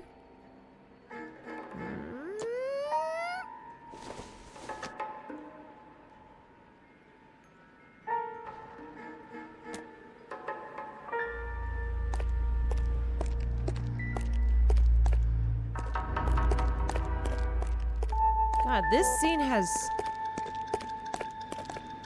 There's a lot of clues at this scene.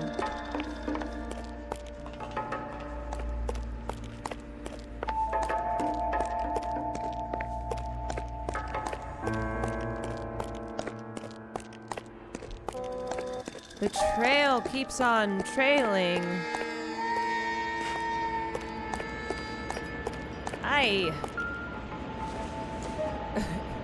It just goes on for like ever. It never stops. This is the rest of the game. This was precious to her. Yeah, you know, it's kind of a lot of work for one crime. Do we care that much? She was just a Hispanic broad. It's the 1940s. Well, then I guess I gotta climb the pole.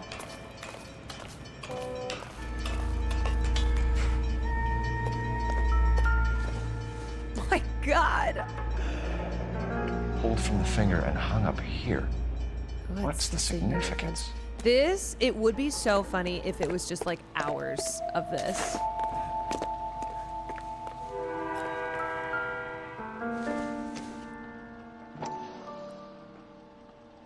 Oh.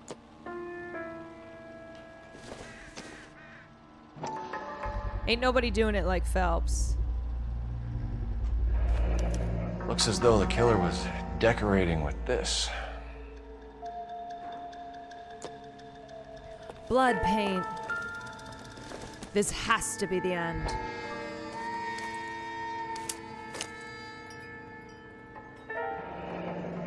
Okay. Son of a bitch wants her identified. Well, he's making it easy. Mrs. Antonia Maldonado, 712 North Hill Street, downtown. The killer puts so much work into the crime scene, the cops just give up. It's like, yeah, it's too much. It's too much.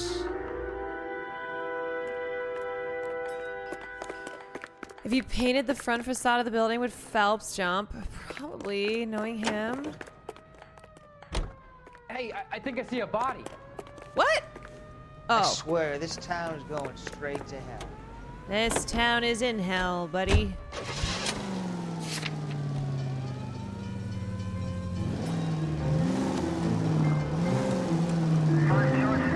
Oh, I killed someone. Sorry. Whoa, baby. As I say, you gotta commit crimes to solve crimes. Whoa! These people! These people! Yeah, you know, it is everybody else.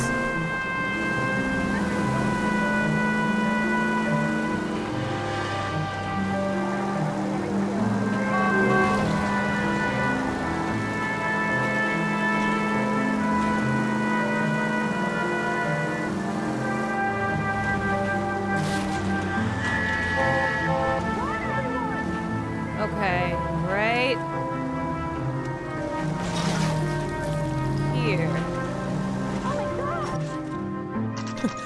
my gosh! That's disgusting. Didn't you ever... I'll do the talking. Wait just a moment.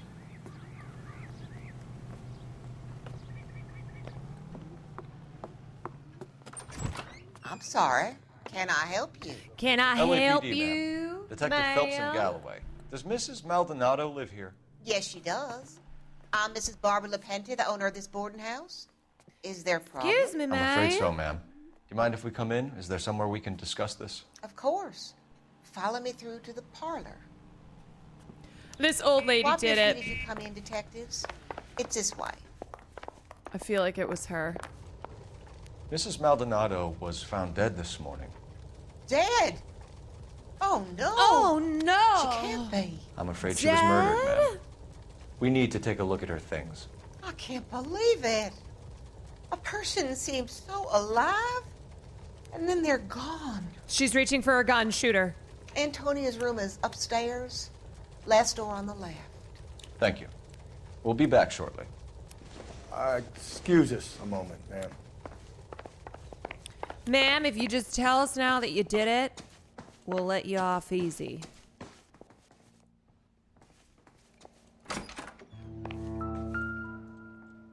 Oh.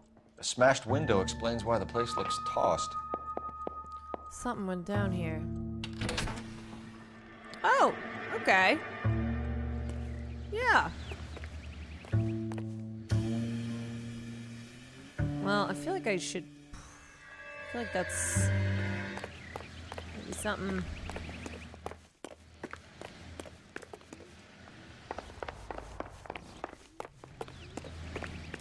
Is this something I'm supposed to do?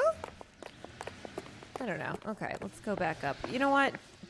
You stay downstairs, please, sir.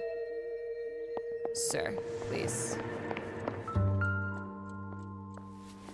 Why are we both doing the same thing?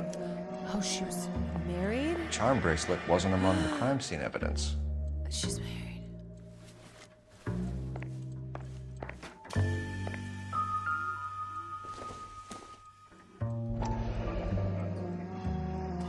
Mrs. Maldonado.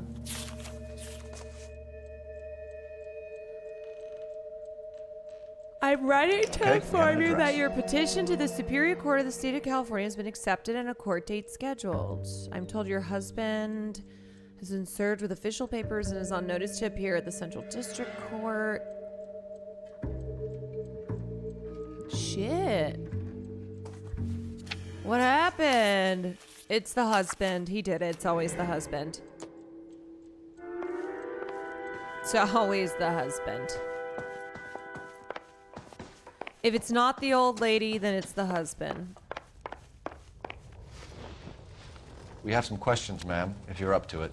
Yes, detective. I'll do my best. You better, you old broad. Do you have any idea who might have wanted to hurt Mrs. Maldonado? That rat of her husband, Angel. Ooh. She was serving him divorce papers. If I killed every wife that served me papers, I'd be a mass murderer. Are you being flippant, young man? No, ma'am. Okay, dude. What can you tell us about Angel Maldonado? She married him when she was 17.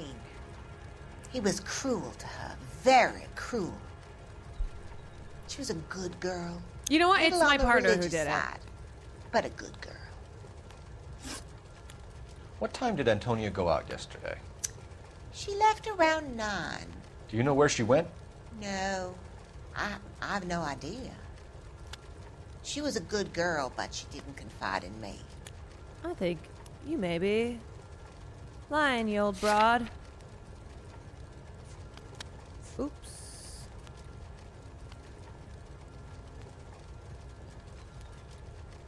Alright. How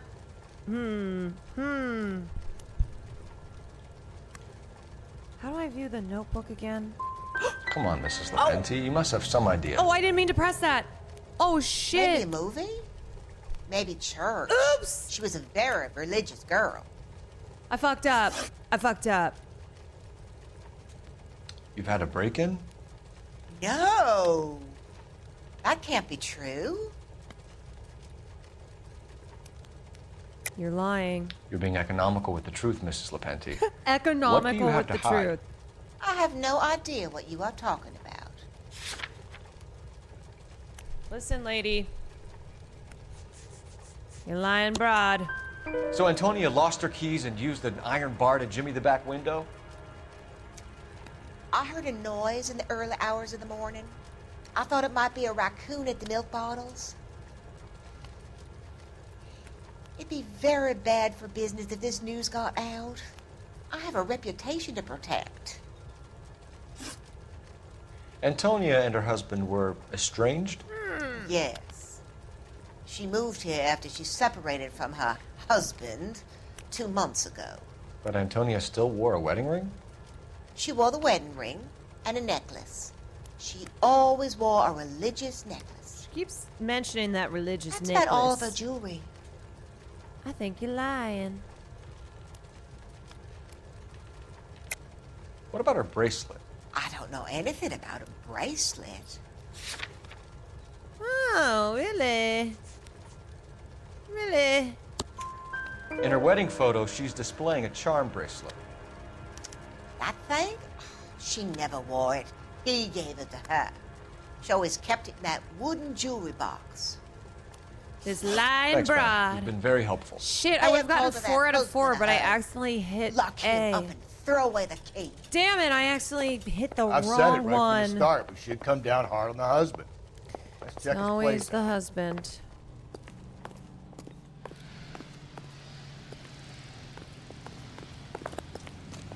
Wish I had accidentally pressed X to doubt.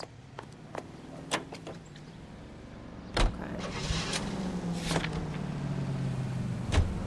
Alright. Let's go arrest this guy. Think there's anything to the divorce angle? I've been through 3. Jesus, Phelps! Sorry, I was so caught off that 3 women even agreed to marry you. No big deal. After a while, you just numb yourself to the experience. But Angel, he's a young Latino man. It would hurt his sense of who he is. He'd see Oh. himself as a failure, a woman taking control over his life. That's just something Then she about fronts him Latino and he men. snaps. Works for me. That makes Angel a killer as well as a piece of shit. Oh. Calm down. Alright, it is 2. Oh. This is quite a nice house. Wait, was that not a road? Where we're going, we don't need roads.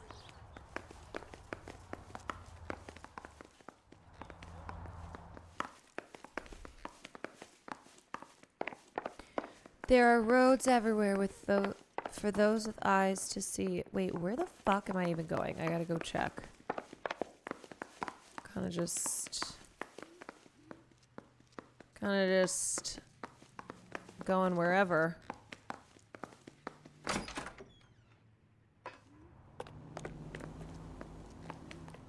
Do we know their apartment number?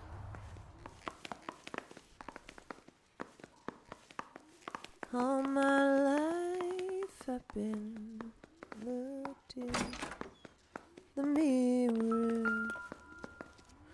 Okay, Maldonado 304. Maldonado is an apartment 304. Let's go, let's go. Come on, slowpoke.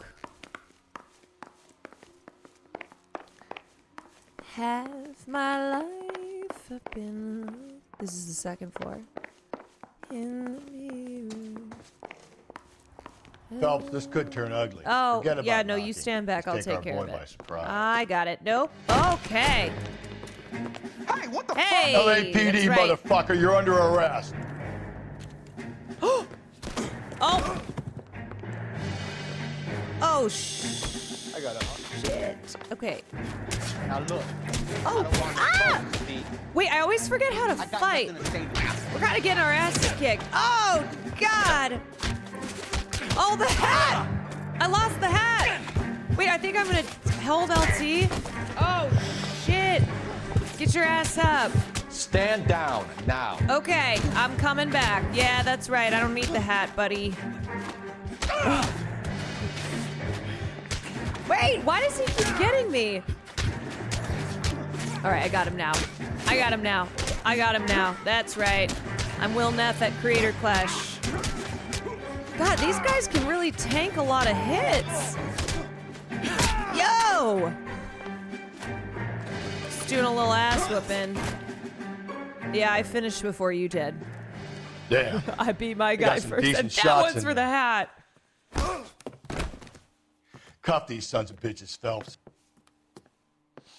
LAPD, you two are under arrest. Call for some backup, Finbar. And that one's for the hat. And Phelps, I don't care that you just got smacked in the head. You don't call me Finbar. No, I call you whatever I want to call you, son. All right, what you guys got in this house? Just picked fruit market. That don't look like Angel fruit. gets all his groceries from this place.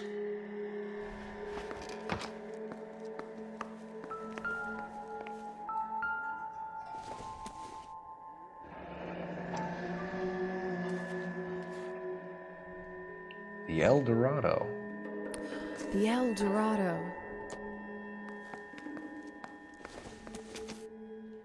Must be bottled fruit. Yeah. Oh, it's over. Oh, This will take some explaining. Gotcha now.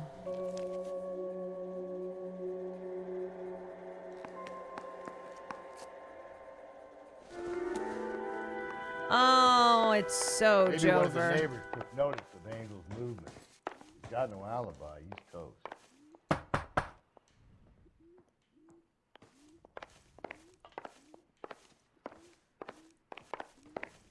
Oh, so nobody's home anymore, huh? Oh my God! Sorry about that. I'm playing with my kids. You know what? I almost shot that guy. LAPD, were you here last night? Yeah. My wife and I are separated. Yeah, you are giving very I had much the kids so. last night. I'm separated I put them energy. to bed early and went to bed myself. Thanks. Is that it? Okay, thanks so much.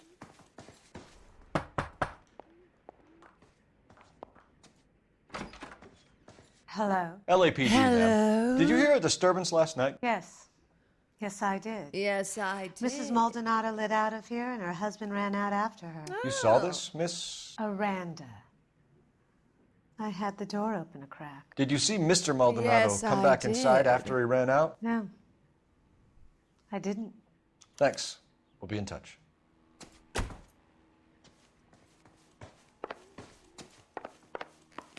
Okay, that's gonna come up in the questioning, so I gotta make sure I know.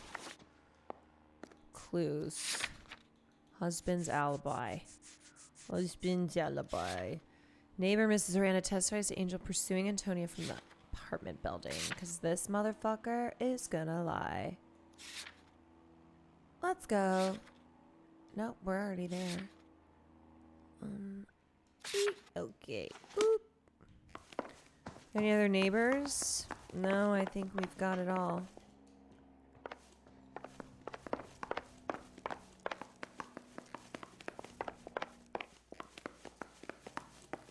This game is a masterpiece in exposition. It's pretty dang good. Oh, shit. Yeah, every time I think that I've, like, figured out the whole map, there's new places. New places to see. New streets to drive down. Okay, what is wrong with you? Get in the car. It's him. Wait. The cop from the newspapers. Oh, yeah, it's me. Hi. Yeah, you want a picture? That's disgusting. Wait, Didn't no, you ever I'm hear of driving. drugs? No, I'm driving. You drove Why me isn't up to this my letting house. me drive? No, me. Car 11K, car 11K, come in. Okay, let's go to... Wait, did we not finish at the Maldonado residence? Car 11K, car 11K, Shit. come in. Do I have one more thing I'm supposed to do here? Car You didn't talk to the husband? Wait, is he still upstairs? Car 11K, car 11 King, come in. I thought he got taken away. Can always return later. Okay. Car 11K, car 11 King, come in. Bye. Let's go check out this fruit market. Car 11K, car 11 King, come in. Whoa, baby!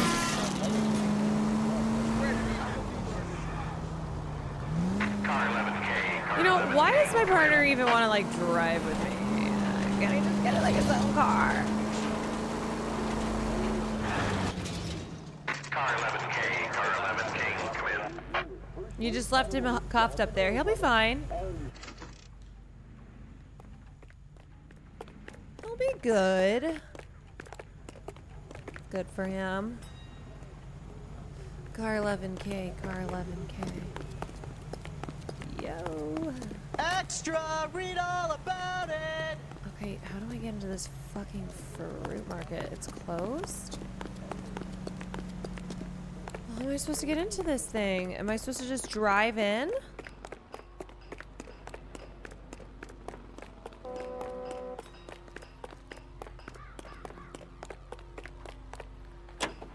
It's closed for now? Well, shit. Okay. Car 11K, car 11 Why does it King, keep come in. doing that? KGPL, 11 King, over. 11K, Captain Donnelly and Detective Sergeant Finis Brown urgently request your presence at Central. A new letter has been found. A new letter? 11K, en route. A new letter has been found. You don't think it's strange that all these murders are happening to girls who've been out drinking? No, no. A broad Oh, it drinks, sounds like it's she their gets fault. A bit tight, she starts mouthing off. This leads to that, and she ends up in an alley. Is this where the same... Sad story, but this town's seen it play out 1,000 times. Hold on. Why don't you want to see a connection here?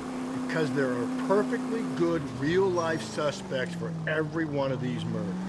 We don't need to go looking for I don't know where I should go. Oh, fuck. Watch where you're driving, you maniac. Should I go to the police station or should I go back to the Another letter? husband? I thought the letter was from a nut. These letters, Brown and Hanson believe they are genuine. Him. Not Now he there. sent another. I'm so confused where I this really other... hate this fuck. This Black Dahlia Where's this guy. place that I'm going? You seen the body? Fucking case. Oh, there's the bar. It's literally right there. Oh, shit. Wait, what? Uh-oh. What can I get you? LAPD. Detectives Phelps and Did I Galloway. miss anything? Diego Aguilar. How can I help? You worked the bar last night? Yeah. Me and a temp guy from the agency. Did you have a woman in here last night? 21 years old, Hispanic, drinking heavily? We have a lot of ladies like that in here. Was But yeah, I know who you mean. Was that important? Antonia Maldonado. Oh, what did she do? Oh, shoot. She was murdered last night. Oh, shit. Oh, Do shit you is know her right. well? Was she a regular? I missed Hell the no. romance scene with Rusty. She Oh, was good and tight no. last night, complaining about her old man. It's a story you get used to working in a bar. She was so hammered last night, she left a letter on the bar. I'll show you. Honestly, the fact that she was drinking, it was her fault. A waitress. Can I have another spoon? Where's that goddamn waitress? Sam has taken me to Palm Springs for the weekend. A subpoena. Divorce papers. Did you open them? No need to. She was shouting about it and waving the letter around. Said she was gonna show him. Oh, well, that's the husband. Well.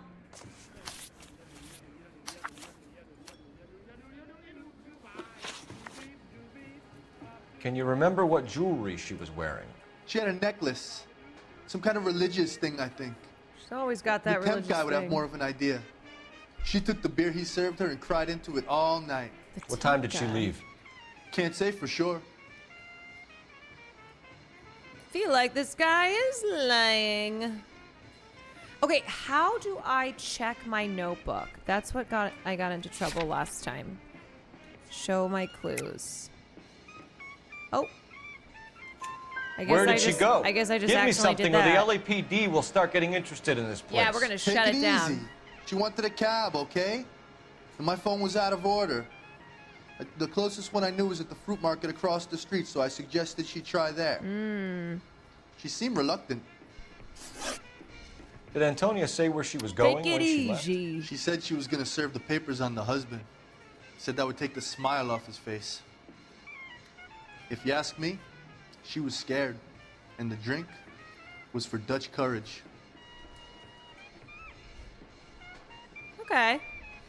Seems truthful. She attract any interest? An extremely drunk young woman? What do you think? She managed to scare them off, though. Thanks. You've been a big help. No problem. We're still calling the cops on this place. Get the guy, will you? We'll do our best. One last question. What size shoe do you take, Mr. Aguilar? A broad 9. I have white feet. You got white feet. You're gonna see your married man again?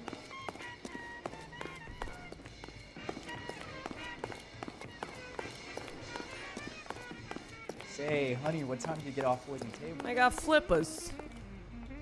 I got flippers. Okay, let's go. Let's see. There was the bar, and now we have the police station, and we can go back and talk to... We can go talk to that guy.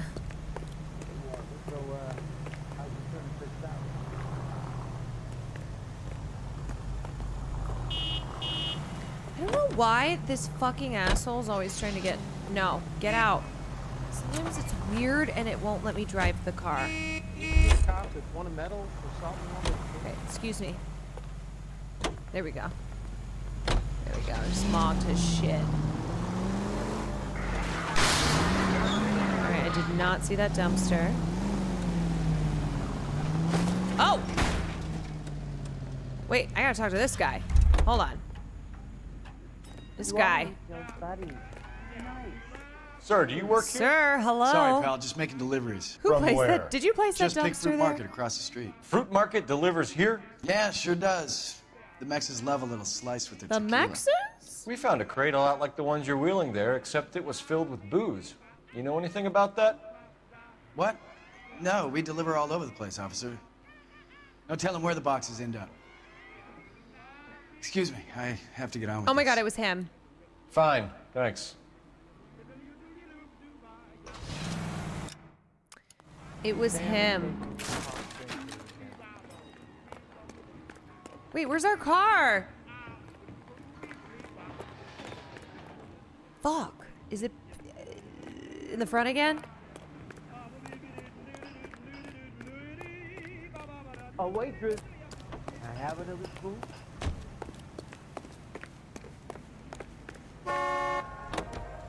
I don't like my partner driving though. I like to drive.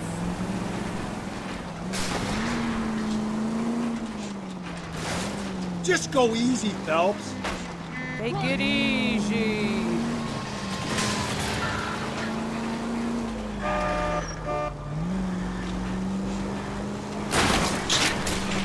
Easy.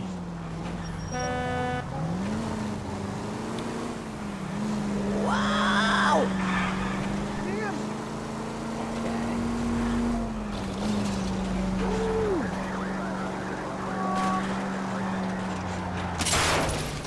God, you're gonna kill us. Well, not today.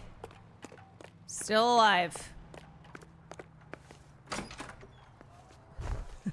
Every spot's a parking spot when you're me.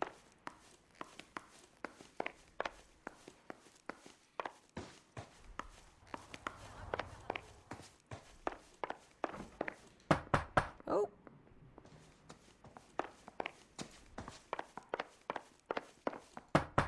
Oh. I'm just playing some tricks. Oh. What was that? Wait. Where's that noise? Doo-doo. What? Where's the husband? I think he's gone. Wait, is he? Or is he in the bedroom?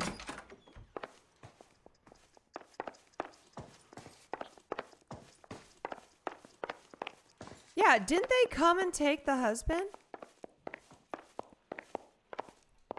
No good. There's nobody Nobody's here. here. Why are we here? They took his ass down to the station.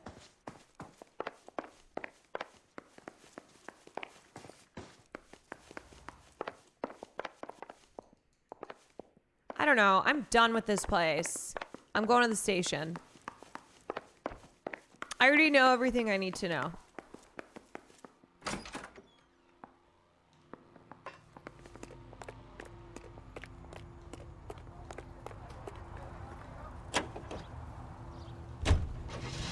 All right, let's go.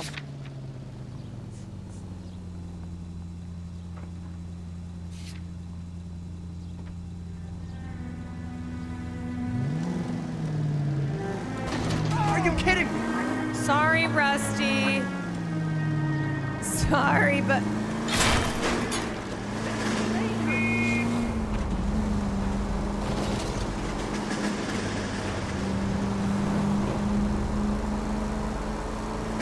Rusty got run over by a reindeer.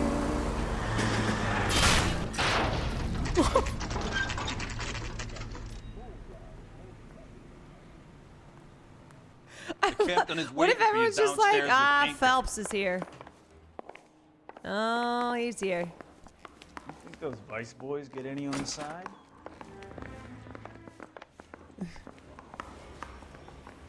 They're waiting down in tech services, Phelps. Me? Gordon says it's gonna take at least a week to get an ID. All right, That's Captain. the cop from the newspapers. Yeah, I'm famous. I want to make homicide. Phelps is coming. I know you make it.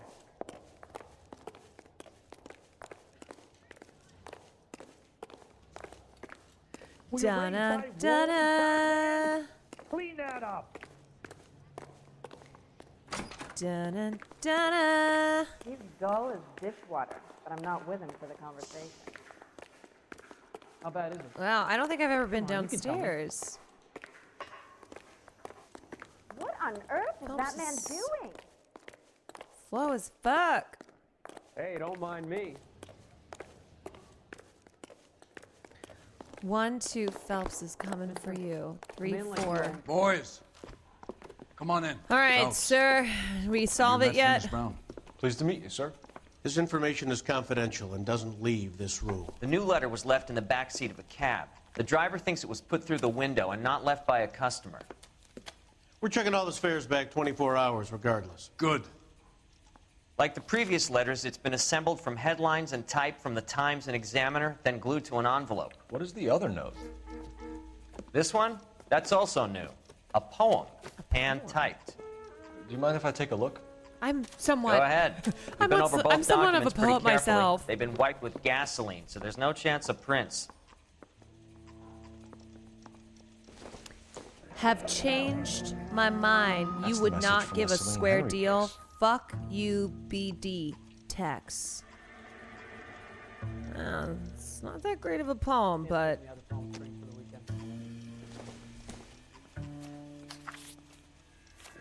oh, here's the poem. Heap upon thy soul by virtue of this curse. Ill deeds then be thou damned, beholding good both infinite as is the universe, and thou and thy self-torturing solitude, an awful image of calm power, though now thou sittest, let the hour come when thou must appear to be that which thou art internally, and after many a false and fruitless crime, scorn track thy lagging fall through boundless space and time. That's why we called you in. Do you think it's original? Not unless he's a genius. He's not that You much like of a this genius. nut job's poem? No, I like Shelley. It was written at least 100 years ago. Shelley. Sure, I knew that. You see, Finnis? I told you this lad was a bright boy. Sure, but what does So it got funny. to do with the case? Prometheus Unbound. Prometheus was a titan, a superhuman character who defied the gods to bring fire to humanity. Okay, look at me knowing The Dahlia guy stuff. believes he's Superman. Your guess is as good as mine. One thing for sure is that he's educated. What about the link to the Henry case? He could have got the wording from the papers. As you said, he is fiendishly clever and takes pleasure in taunting us. What's happening with the Maldonado case? We have the husband in custody. We haven't interviewed him yet. Well, upstairs then, lads, and see if we can break him. Oh, I'll break him all right.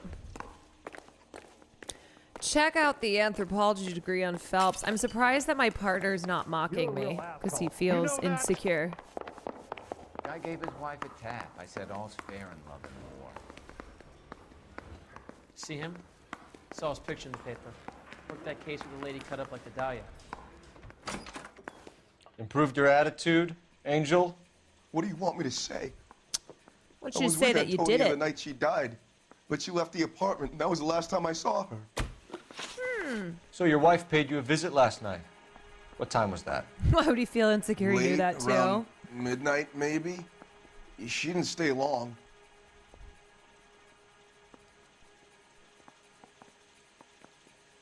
She didn't stay long. He's lying. Press X. Wait. What did he just say? Okay. Late around midnight, she didn't stay long. Wait. We know he's lying. Why? You're lying, Angel. You went after her. I think you killed her. You're out of your mind.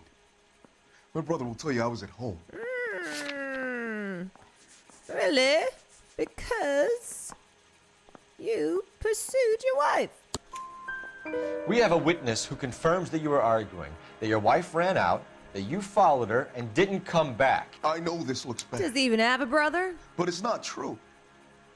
We argued, all right, but she went out and I went out after her and she jumped in a car on the corner. There was a car waiting for her? Can you describe the driver? Not the driver. It was too dark. But the car, it was a brown Ford Coupe. When we found your wife, her jewelry had been removed. Was she wearing her religious medallion last night? Sure. She always wore that. Well, everybody has been saying that, so I feel like this is true. Yes. What about the charm bracelet? Was she wearing that? You know about that? She never wore it. She didn't like the message. She kept it locked up in that box of hers. You and your wife weren't getting along. She was divorcing you. Is that why you killed her? Say yes. We fought, yeah, but we weren't getting a divorce. Yeah, right. Liar. Liar. I don't believe you, Angel. She'd been granted a decree nisi. She pushed you too far, and you lashed out. I told you. I wouldn't accept a divorce.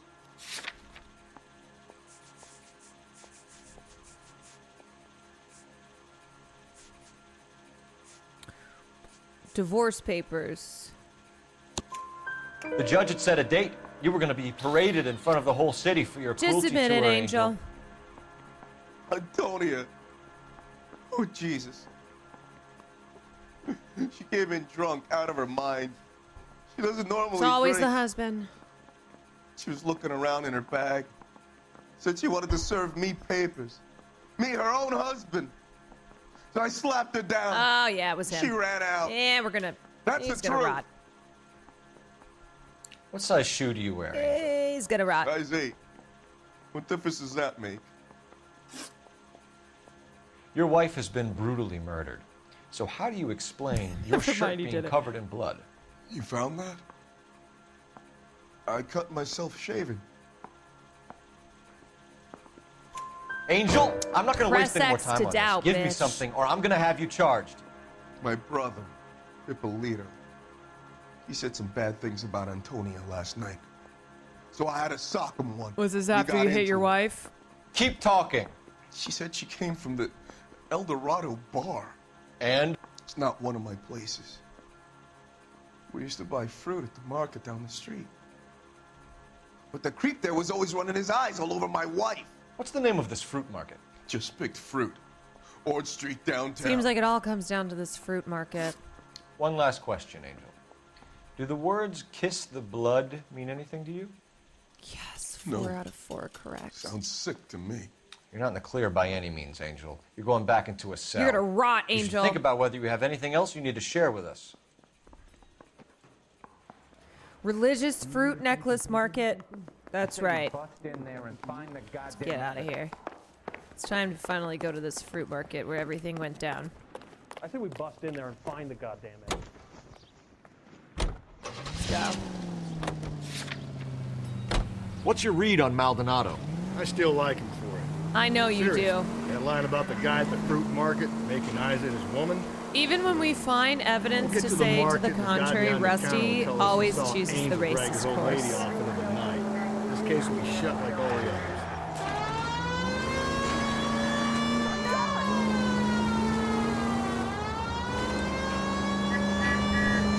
Oh my god, everybody's clutching their pearls when I'm driving around.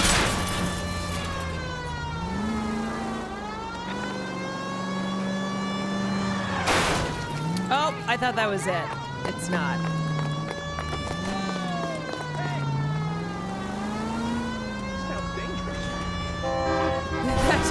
Did that guy just say this? Kind of dangerous.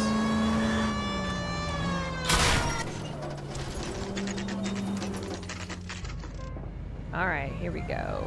Here we go. It's all going down at the fruit market.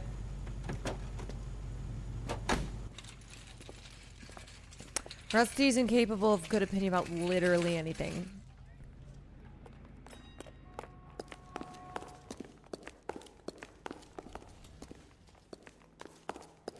Are you working Friday night? We should go out afterwards. Girl, who are you talking to? I got a call back for that Universal Chorus line. Hello? Sir, Wait, you look familiar. Hey, from the bar, right? Oh, shit. What brings you here? LAPD, Detective Phelps and Galloway. Clem Feeney. What can I do for you? Did you happen to see a young woman last night? 21 years old, Hispanic? Sure, she came by last night. Why do you ask?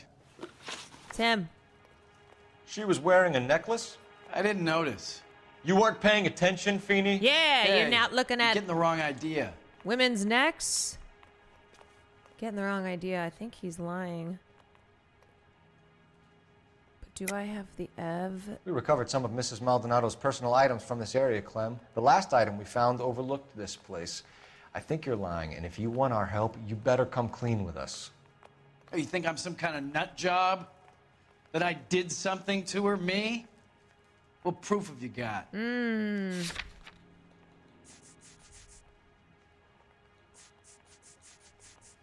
Wait, didn't the husband say... Wasn't he like there was a weirdo? There was a weirdo at the... Dot depicting dot. Is this all the fucking evidence that I have? Sorry. Sometimes you have to shake the tree to see what falls out. Okay, press X to doubt. I think Exactly he's lying. how much fruit do you sell here after midnight, Clem? Fruit. Look, not much. I sell the odd bottle on the side to the after-hours crowd. Look, I don't want any trouble. I'm just trying to make a buck. The young lady arrived around midnight? Yeah, something like that. Used the phone for a cab and then left. I think this guy is fucking lying. Used the phone for a cab and then left. But do I have... do I have anything that can... Beep, beep. Beep, boop, beep, boop, beep, boop. Used the phone and then left. So let's see. Blood trail, lady's hat. Personal effects. Oh! He's lying. She was brutally beaten soon after she left the bar. Clem, you sure you didn't drive her somewhere? What are you suggesting? Oh. Do you own a brown Ford coupe? You look like a man who would own a brown Ford coupe. I run an honest establishment, and I'm trying to be helpful. Do I deserve this kind of treatment? Oh, I think I fucked up. Where did she go from here? Maybe She was wanted the a cab, but I couldn't get her one. I was about to offer to drive her, but a car pulled up, and she got into that. Oh. Truth. Can you describe the car? Brown Ford coupe, I think. Okay. She seemed to know the guy. Oh, baby. Do you mind if we look around? Why would you want to do that? Because we say so. I don't know, because we guess like you fruit. can. Hey, don't you have to get a court order or something? I have rights. No. Clem? No, you don't. Shh. Court order. What are you, a jokester? What are you, a funny guy? You're a pretty funny guy, huh?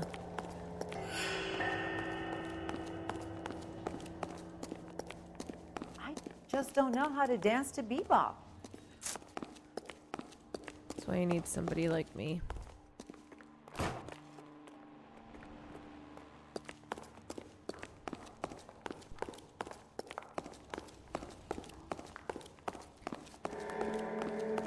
I got a call back for that. I just don't know how to dance to bebop. What do I feel like I'm gonna find? We're looking for fruit here, pal. Oh, these green doors. Hey. Yeah! No wonder he stays open late at night. People have to get their vitamins. Check through this stuff before we get back out there. Yeah, some fruit, huh? Oh, would you look at that? I knew it was this guy. I cut someone who was already dead. It's a typical power thing. Once the stiff is dead, Rusty. the creep usually feels they can do whatever they like. They must have seen it during the war.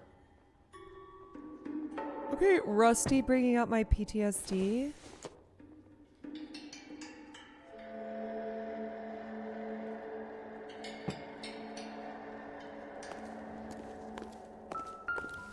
So what are we hiding in here? This thing needs a combination. Oh, wait. Wait a second. Hello. Hello. I know what it is. Because there's a dot pattern. 2, 5, 3. Ah! Okay, so this one, we're gonna go 2, 5, 3. Oh. Okay, and now we go here. 2. Okay. Then we go here. 5. Yes. Should have known this place was weird because they're running a fruit market out of a garage. Oh, it's the cross. Okay, this guy did it. Let's arrest him. That's it. That's all. Bingo. The evidence is right there. Religious items. This fruit stall punk gets about 10 seconds to explain before I pull his fucking arms off. Clem! Oh, God. We've got a runner. Oh, he's getting in his car? He's getting in his car. Okay. Okay. Let's go. God damn it, get after him, Cole. Yeah, I'm going. Look, if there's one thing that I'm really good at, I'll try to shoot out his tires. it's a chase. Wish me luck. Nobody drives in this town like me. We should have grabbed him when we had the chance, though. When we had the chance, we didn't know he was our guy. Everybody move! Strange that he'd leave a trail of blood right back to his own market. Maybe he wanted to be caught. A lot of them do.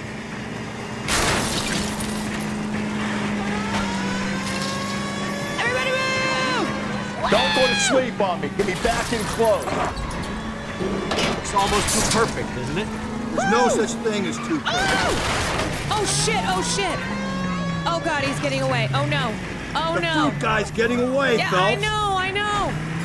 Move it or lose it. Oh, fuck.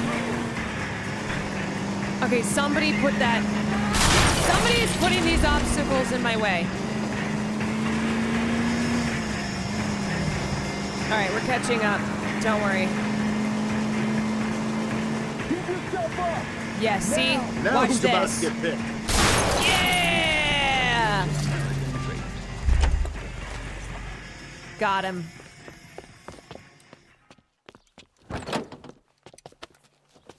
You're going to prison forever, buddy.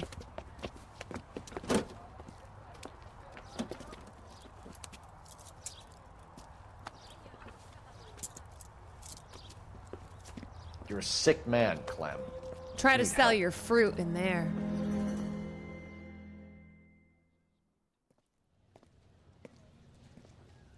Outstanding job on this case, gentlemen. Oh, is he just drinking the poor from the woman case? Can now rest in peace. I'll pay the fiend a personal visit myself and remind him that crime in this city does not go unpunished. Wait, When but they whose finish brown with him at the car was receiving it? hospital, we'll have him up before the grand jury. Are we even arresting the right people? Or we're just kind of like I have a meeting vibes. this afternoon with the mayor, lads. I'll be sure to mention your names. Now, on your way.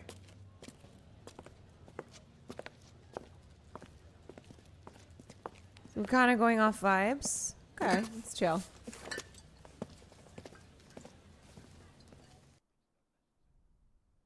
All right, we just took a case. That's what you do. That's what you do.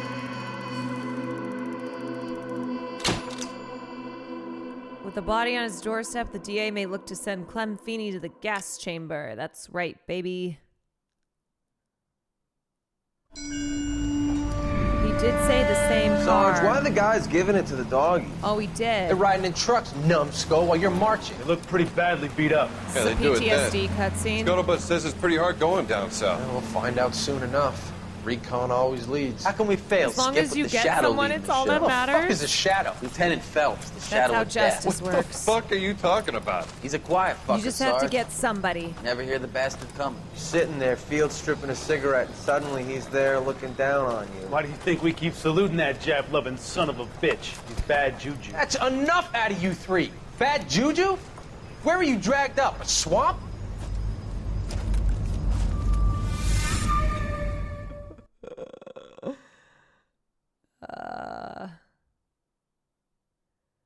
Oh.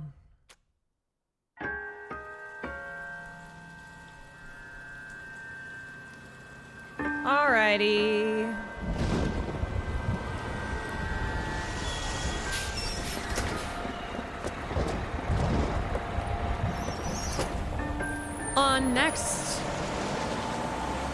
On the next episode of LA Noire. Get out of the road! What is wrong with her? Hey. Good morning, gentlemen, and what a grand morning it is, too. Oh, what a grand morning. Okay, that's it for me. I'll have finish just this cause and then for I'll celebration. then I'll get out. Galloway and Phelps are sending another fiend to San Quentin. A nice showy trial. That's and he'll right. be strapped down with gas seeping into his tiny reptile brain. Now, Another one for fresh bites the business. dust. Galloway and Phelps, the task is at hand. The address is on the hill, north downtown off Fremont Avenue. Another one bites the dust. Ooh. God. What would people in this town do without me? What would they do without me? What if you got the wrong guy? No. See, that's not what matters. What matters is that we got a guy. That's what's important.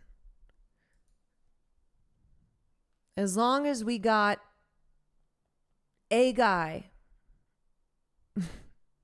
then our job is done. It's a job well done, everybody. Ah.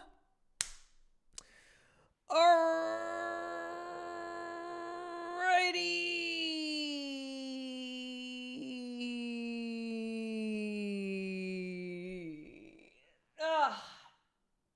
God, I'm already tired thinking about. I'm already tired thinking about trying to stream in the morning, but so it goes. I hope I can get up. I hope I can get up in the morning and do a little stream. Yeah.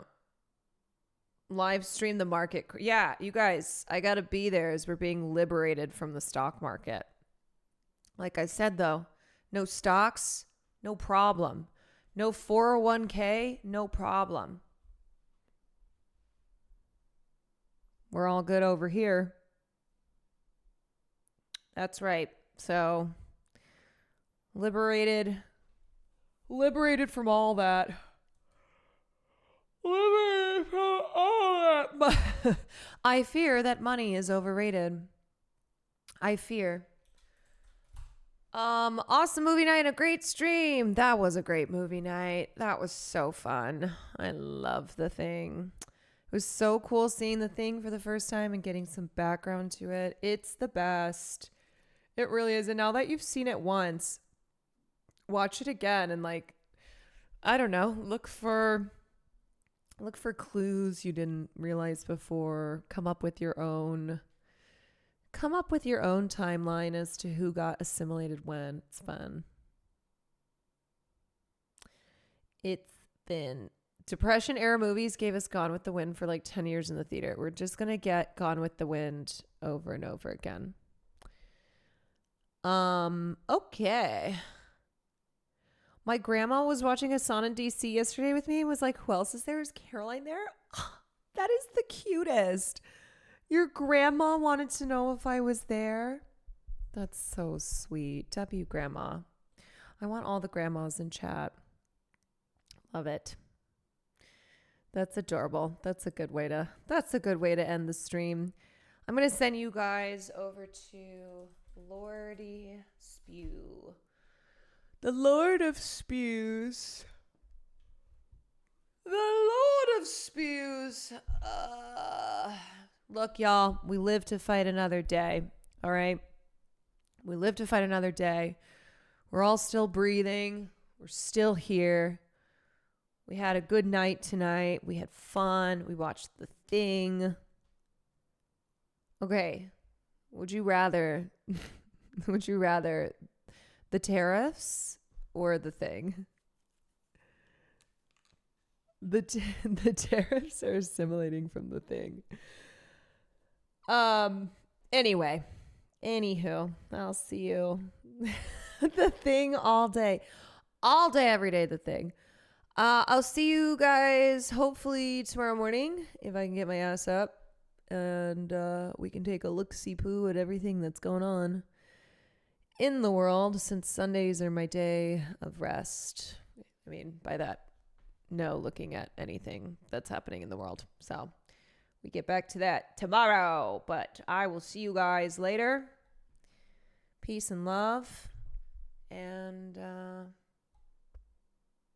stay unassimilated, y'all. Stay unassimilated.